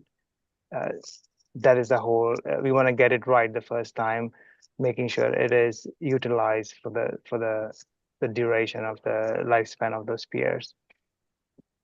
So you mentioned the study, what is the next study? Is that this comprehensive infrastructure, or is this is the waterfront ecosystem study, or is it just one study we're looking at? And then we could see. We're exploring the right avenue, because as you mentioned, there's a lot of different needs here. And so it might be more integrated, it might be separate, where we don't have, I can't state specifically what is a scope just yet, just because that is something that's ongoing. Can I ask a follow-up question? Please. So going back to Max's comment on berth 2, that it was the best bang for the buck, I think you said. Is there a profit to EDC in terms of shore power, or is this just a matter of cost containment? Is the question more about what is driving our decision here, or? Well, I would just like to understand that berth 2 seems to have a lot of volume and a lot of opportunity to charge for the service of shore power. And I'm wondering if is there a profit here? I mean, are you guys able to make a profit in this? Or is it just a matter of you wanna, cover your costs? What's the motivating factor internally for EDC? For shore power everywhere, all across the world, it is never a profitable endeavor. The profit is the emission saving. The emission saving is our profit. That's our motivation. That's our drive to get to shore power connectivity. It doesn't really, money is never looked at. We actually, all the cities basically lose money trying to subsidize the shore power to the cruise lines. But our biggest driver is, besides the economic impact and all that we get from the cruise ships coming to our town and using our wonderful hotels, restaurants, etc., is that we also now have the emission saving. So emission saving is our real saving. Okay, so if it's emission savings, how important is that to the organization? I mean, is that a high priority in the organization, or is it not a very high priority? Incredibly important. I mean, across all of our assets beyond the cruise terminal, this is something that we're looking at of how are we optimizing energy usage? How are we making sure, separately of our cruise portfolio, we're very involved, as I'm sure you're all aware, with the Green Economy Action Plan and making sure that we're driving a green economy here and really not only moving towards our climate goals in the city, but also developing a fantastic economic ecosystem out of it. And, even separately from the shore power focus, we're doing a lot on green and blue economy workforce strategizing to make sure that, in addition to the emission savings that Sudhir is talking about, and just best practices there, that this is also contributing to our economic and climate goals as well. So if the climate goals are that important, I assume that they're important to you, then you would need to make the shore power a priority, and it has to be urgent to get you there faster. And I just don't seem to hear that from you guys in terms of either it being a priority or it being urgent. I'm sorry, could you repeat that? It was a little bit tricky to say. Are you saying, what was the question again? It's more of a statement that I'm not hearing from you guys that climate goal is really that high of a priority, or that it's even that urgent. And maybe that's why it's not getting done. Maybe that's why it's gonna take longer than 2028, the year 2028 before you install it. I want to, before we I know it's getting later, but I want to make sure that we're not leaving this meeting without it being clear that it is a huge priority for us to get this done. What makes this extremely complicated is the very fact that this is an incredibly intensive process, as Max walked us through, and for the fact that waterfront infrastructure is incredibly difficult to do. Now, I know I'm not the technical person here, so I know that doesn't sound like it has weight, but it really does, in the sense that we are trying to do a lot here, and the very fact that we have to be protecting this infrastructure. We need to make sure that it's sound for many years. But the fact that we're introducing a lot on, a whole new system around the grid, in addition to the greater goals that we have around just electrification overall. This is a huge feat, and I cannot stress that it is absolutely no matter of EDC being reluctant to do this. It's that we are very committed to getting this right, and to get it right, we do need to be incredibly detailed and specific about this, which is what is driving our timeline here. I can answer the question, that's only because I have to write we have to write a massive letter, because we're also, if everyone remembers, we're incorporating what Ports of America in their presentation in December, and we held off on a letter for that, for their huge renovation of Pier 90. I'm gonna combine these two, that and this and letter. But I just wanted, so I'm just gonna go through a line of questions, Tara. If you could, where are we with the Pier 90 extension build? Sorry, the Pier 90 you mean the project or the Yes, the apron extension? Yeah. That is undergoing, as I mentioned, a subsistence study. Once we understand the degrees of how much subsistence has happened, we'll be able to inform next steps there. What Tara's referring to is, once the project was initiated, the piers have been settling. That is what is known as subsidence.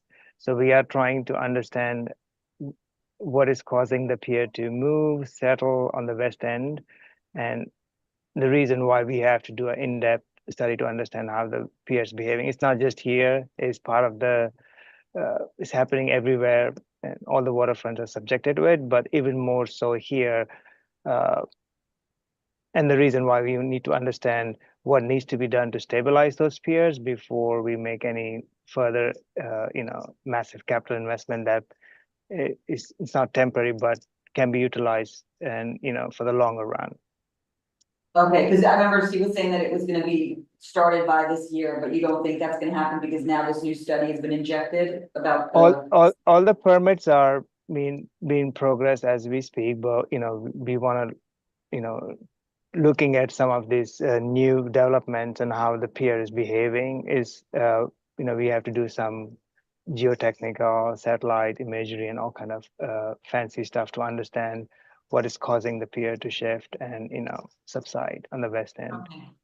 And that is $80 million, which is fully funded by Ports of America, right? And that for the apron extension, and that is going to be outfitted with shore power infrastructure, correct? Just to confirm. Correct. That was always the plan. That was funded by Ports of America, and they would have the trenches and everything factored in. Yeah, the vault and chase systems. Okay. Now the interior improvements. They said that they were waiting on the schematics for the interior improvements. Do we have those? They said that those were in December. They said that was coming shortly. Yeah, they kind of were at very later stages, but based on the settling that is causing that, they have to go back to the drawing board to see what kind of load. So everything is kind of on a standby for now because we have to first understand how that changes, what kind of substance can be used, how much load can go on the pier before they finalize their design. But they were in like almost final stages until we started noticing this subsidence that is now been accelerated. Okay. We also have started putting very few ships down there just to allow us to, study and observe that even closer. There's only very few ships that go to 90 these days, just for that very reason. Okay. I'm just gonna jump around because this was all mentioned last meeting, so I'm just gonna get updates on them. Pier 92, you said you were doing load tests in December, and what is needed to bring the pier online, and that you said the end of January of 2024 for the first reports on testing. Do we have those? Correct. The load tests have been completed. There has been one initial debrief. Further conversation is being had. I'm not 100% tuned into that one, but we can come back to you with some more specific findings, Tara, if you can follow up with the team that is actively following. But the load test has been completed. We have received initial debrief on what can be, should be, and we are able to do with that. The vacate order has not been lifted just yet, but we do have some information we can potentially review and share with you. Let us work on that internally, Tara. Okay, that would be great. It's very technical at the moment because it's a lot of load testing and the data needs to be like a little bit synthesized or deciphered. And that's what's going to determine the RFP, right? Correct. Okay. Where are we with the or should we talk about this, Tara, or should we do it offline, the community funds? Because I remember Sadir said in our meeting in December that those monies should be coming in by the end of the first quarter of 2024. We should know hard numbers by then.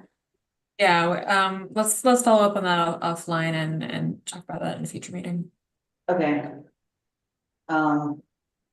I mean, there's so much that we have to. Okay, let me. I just have a quick question, and it's like a combo question with Candace. So we had a presentation, at the last meeting, from the Gateway Tunnel, work. And in their presentation, they talked about doing Hudson River ground stabilization. I mean, if you're having issues with the west end, the furthest end of the pier sinking, one would think it's because the ground's not stable and it's on silt. So is there any possibility to coordinate with the Gateway project team to see how they figured out this ground stabilization studies, what they've done, to see if maybe you can piggyback off of some of that work to not have to duplicate efforts? That's a great recommendation, Sudhir. I don't know if we have ongoing conversations there. Not that I'm related to it, but the need for the cruise ship terminal is slightly different because there's like tugging and pulling that happens at a much high velocity for cruise ships. So there's some specific requirements on what kind of torque those bollards can withstand when ships come in and go, and what kind of piles are needed, what is happening with the piles, why they're behaving the way they're behaving. But we can definitely connect with them or try and link up, see what best practices shared. Best practice, shared is Similarly, always, yeah. If you're talking about ship pulling, I mean, the Intrepid is a ship that is docked to a pier. I'm just wondering if there are ways to avoid having to repeat work that may have already been done by talking to neighboring waterfront things that may have similar issues. Yeah, no, totally agree. Yeah.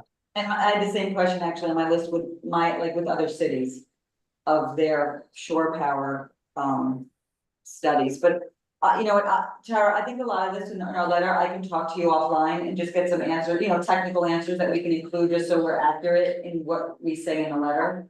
Is that okay with you? Yeah, absolutely. Okay, Lisa, do you have something? Just around that, I may not have been here and heard it, but I felt it feels kind of organic to me. It's, well, we're gonna do this step and then we'll figure out the next step. Is there a map of all the steps? And that is something that we want to finalize and be able to share. I think a lot of what we're doing right now is to understand how those steps are happening, what needs to happen first in order for XYZ to happen. Once we have that, I'm very eager to go over that with you all. It's just there's a lot of different pieces as we talked about tonight, and so that is what we're working on in aligning.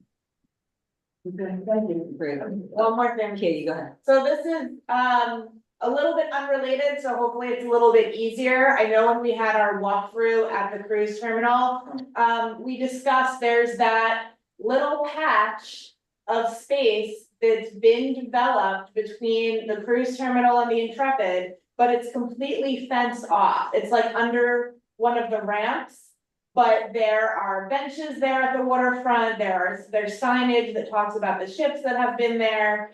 And it is, it kind of went back and forth that, oh, maybe this belongs to Hudson River Park. They say it does not. They say it's firmly EDC property. Ports America said that there may have been security concerns with moving the fence, but when I looked at the site, if you remove the fence along the walking path, there's still a security fence that blocks off that section from the main cruise terminal parking lot. And if it's a matter of safety, I saw a private vehicle parked underneath, it must have been something from the cruise ship, parked underneath that bridge. Can I stop you right there? Actually, in our last meeting in December, you mentioned that you were doing an engineering analysis on that to see if it was safe or not. And you said it should be done by June of 2024. So do we have the results of that engineering analysis so we know?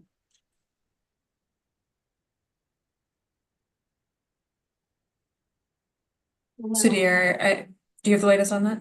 No, I'll have to come back to DC because their work is the viaduct underbelly that was being worked. I'm not sure where we are with that. The small park by Pier 88.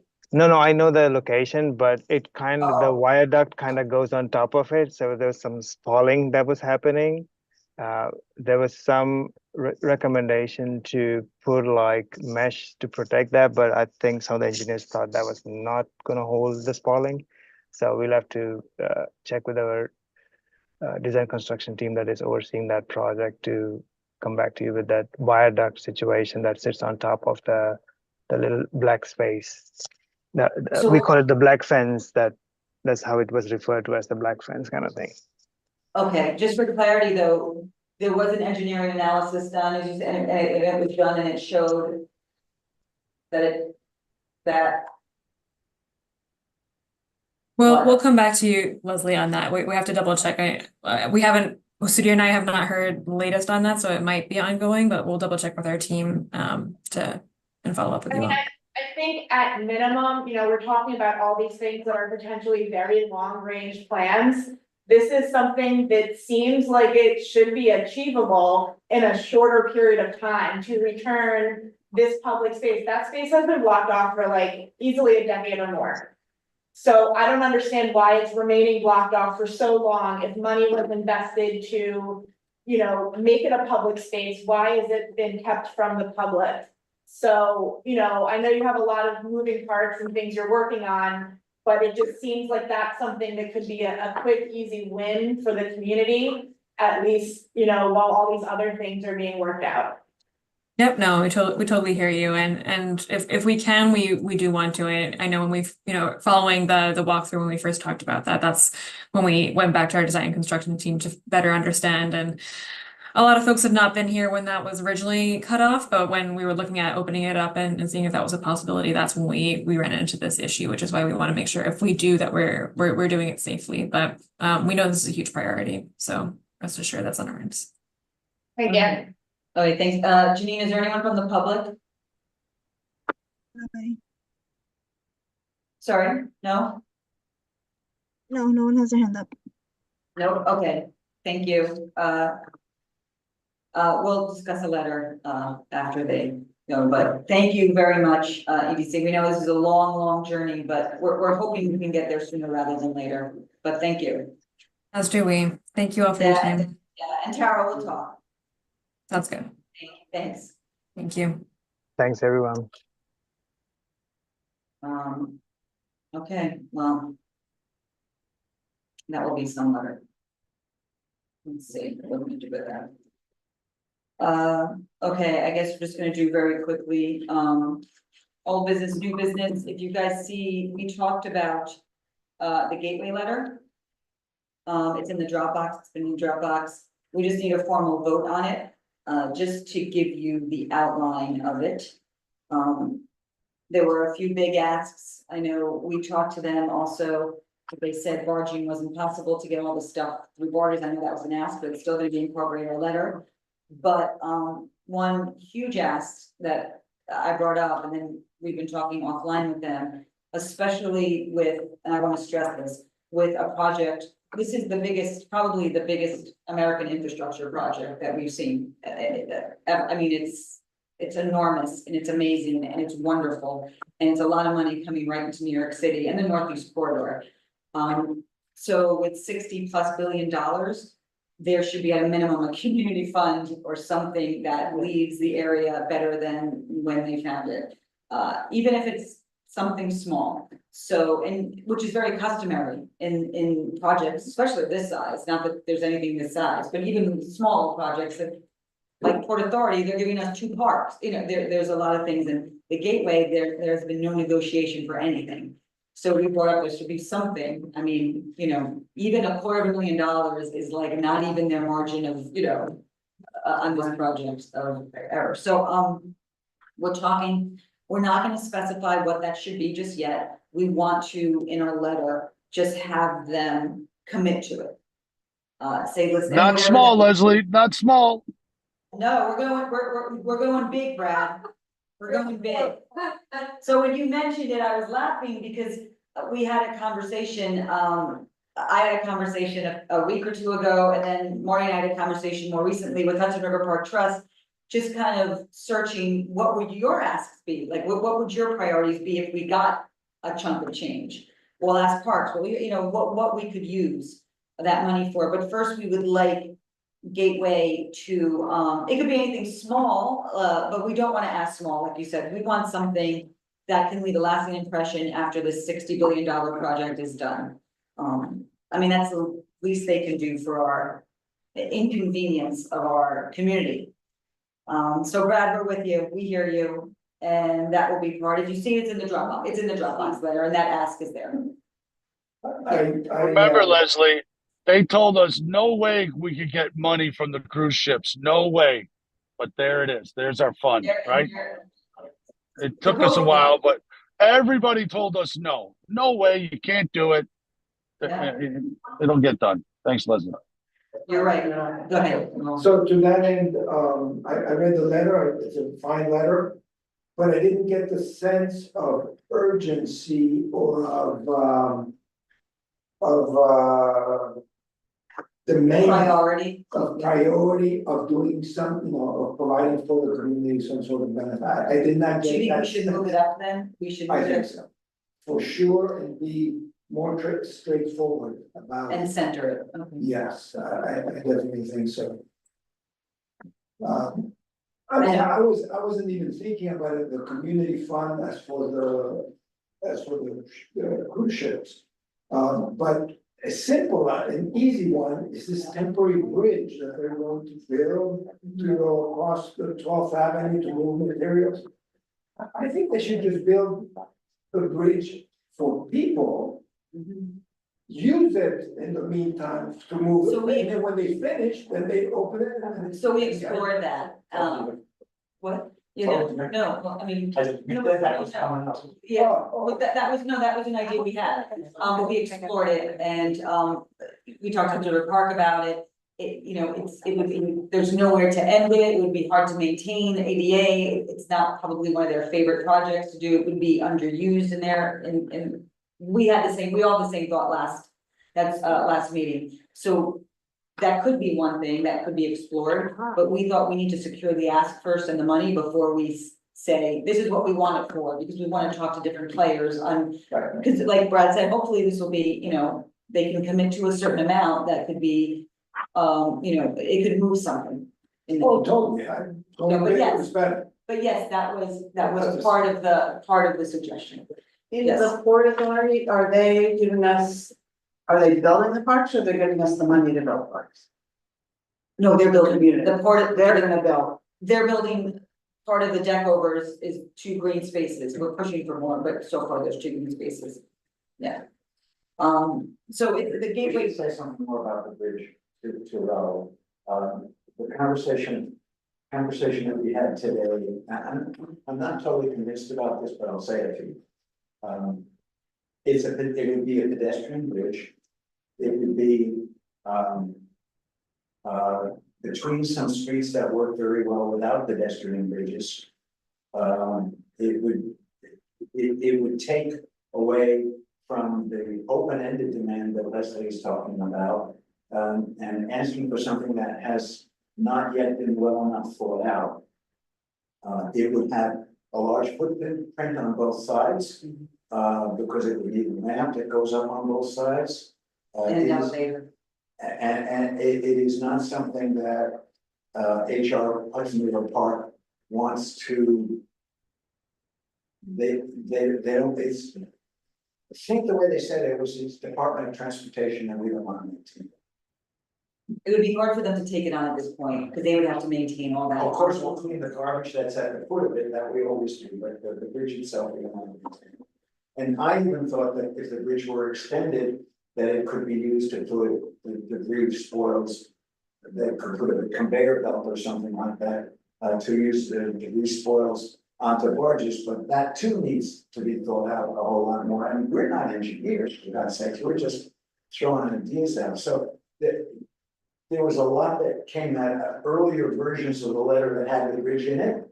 That led to it being taken out. Yeah, after we did due diligence and talked to like some of the parties that would have to be involved. But in my opinion, that doesn't mean we should drop the issue.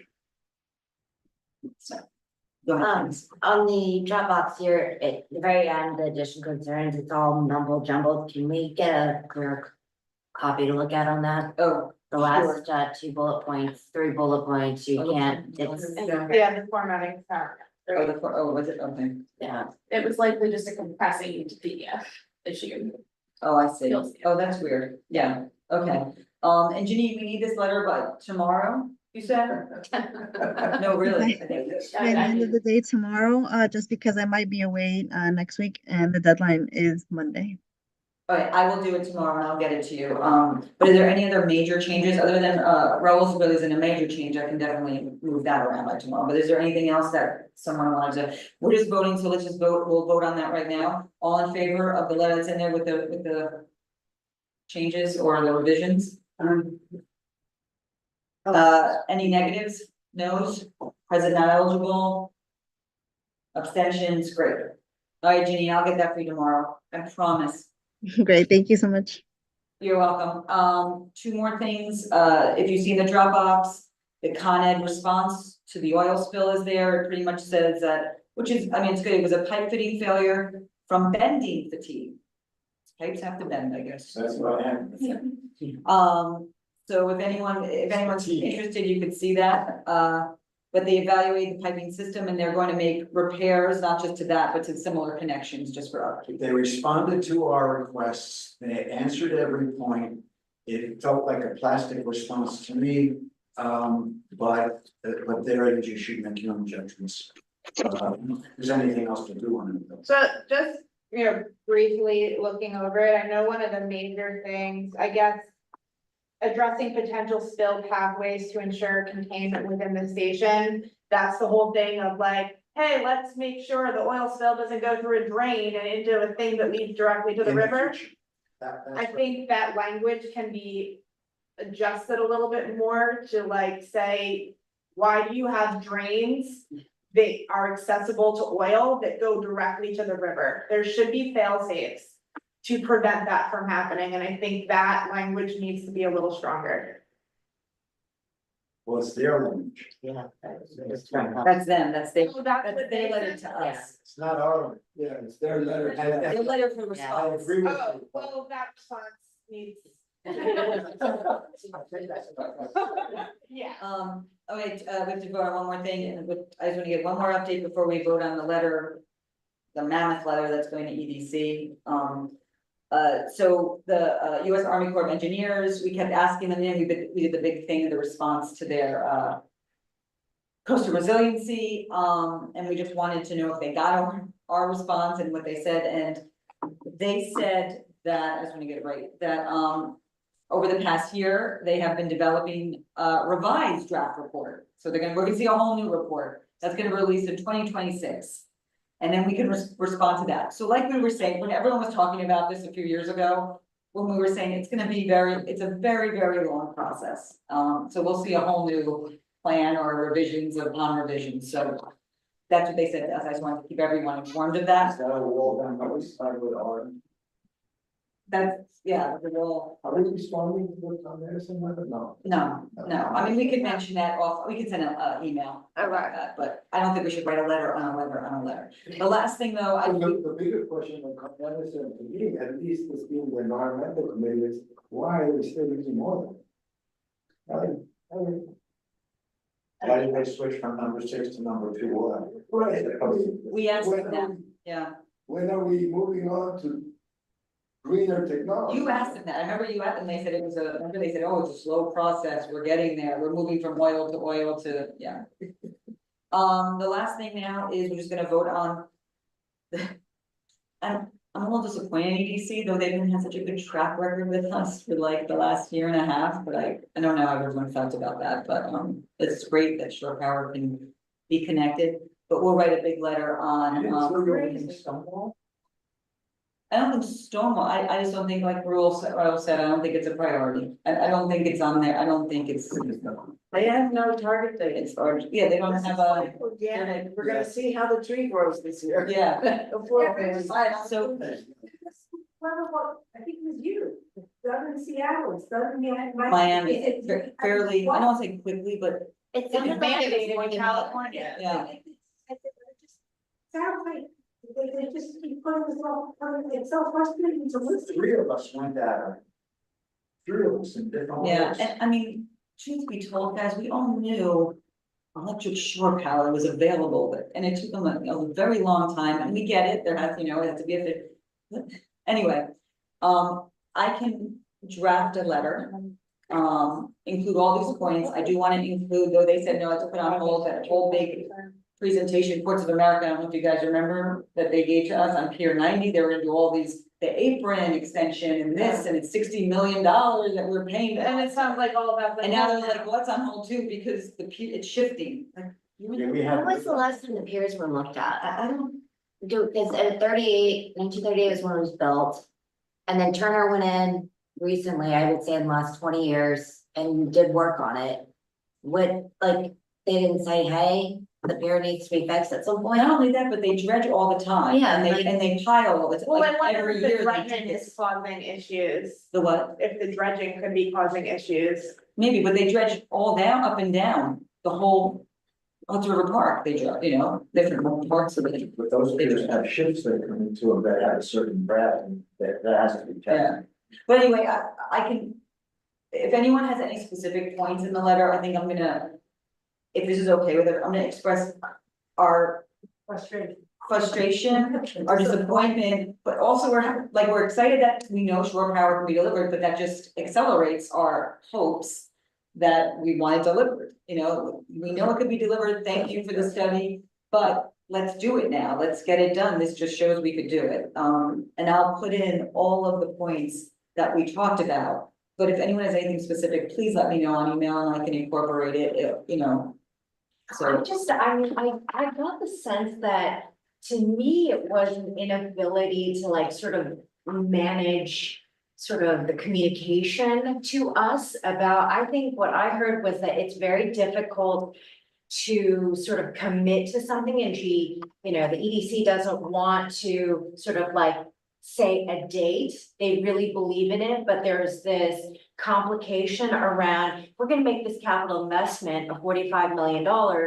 We want to make sure that that structure is sound, so we're not like wasting that money. And I think maybe what would be helpful is we totally agree. We don't want money wasted. We really care about this and we want this to be done right. But like, could you give us a sense of like timings, and that was really it. Like, it was just a little bit more transparency on timing to say, you know what, I'll come back to you if I'm wrong, but it was this sort of non-committal thing around I timing. think that's right, I think that's why I said it's not really urgent for them. That made us feel like it wasn't urgent. It's not like So- Gateway is saying, okay, this is what's going on in June 2024, this is what's going on December 2024, this is what we're doing, And I understand they're interested in the the value of the investment. But we are the community with the worst air quality.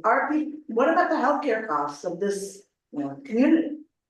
And not only that, I think, not only that, but I think the business portion of it is flying by. People are doing it because ships are switching over. Usually they have to be mandated. They're actually switching first before we are, which is bizarre, but, so, anyway. Okay, can we vote on, I know that's very vague for a very long letter probably, or not vague, but at least it's not as detailed as a discussion. But I know it's late and I don't know if everyone wants to go through a point of that letter and points of that letter. And this would be voted on at full board, so there would be a draft of the letter. Oh, yeah, We'll be of able to course. review All it of and these if are- there's anything, yes. All of these, except for Gateway is gonna go. Gateway is the one that It's the one that's gonna be will go ratified, exactly, but everything else will be, yeah. So do we have a vote on what we kind of just encapsulated? I move we vote on that. Already in motion, thank you, okay, so all in favor, all against, present not eligible, abstentions, great, do we have a motion to adjourn? Yes. Oh, wait, I'm sorry, is there any other? Do you have any? No, I'm tired. Hi. Sorry, thank you. No, I'm good. I was just listening and learning with there, so. Okay, great, what's your name, go ahead, tell us. So my name is Evelyn, I live in Constitution, and I work in tourism marketing. I work with like boats, companies, places to promote their products. But I'm really interested in saving the environment and looking to start a fund with a couple of people this year to bring in investors together to invest in projects that help better the environment. So. Do you want to invest in shore power?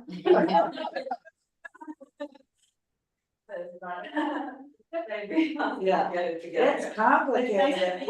Evelyn, nice to meet you. Yes, thanks so much. Yeah, you're welcome anytime, and I can give you my email. Yes, and I would love to attend every environmental friendly meeting. It's very, very good, and there's a lot of knowledge, and I didn't even expect it. You guys are extremely intelligent and smart, so it's very lovely to listen to your opinions, honestly, and it like makes me actually learn things in a better way. I think the questions are really great, so. Great, it's nice to meet you. We'll connect, yeah, thank you. Motion to adjourn? Yeah. Yes. Second.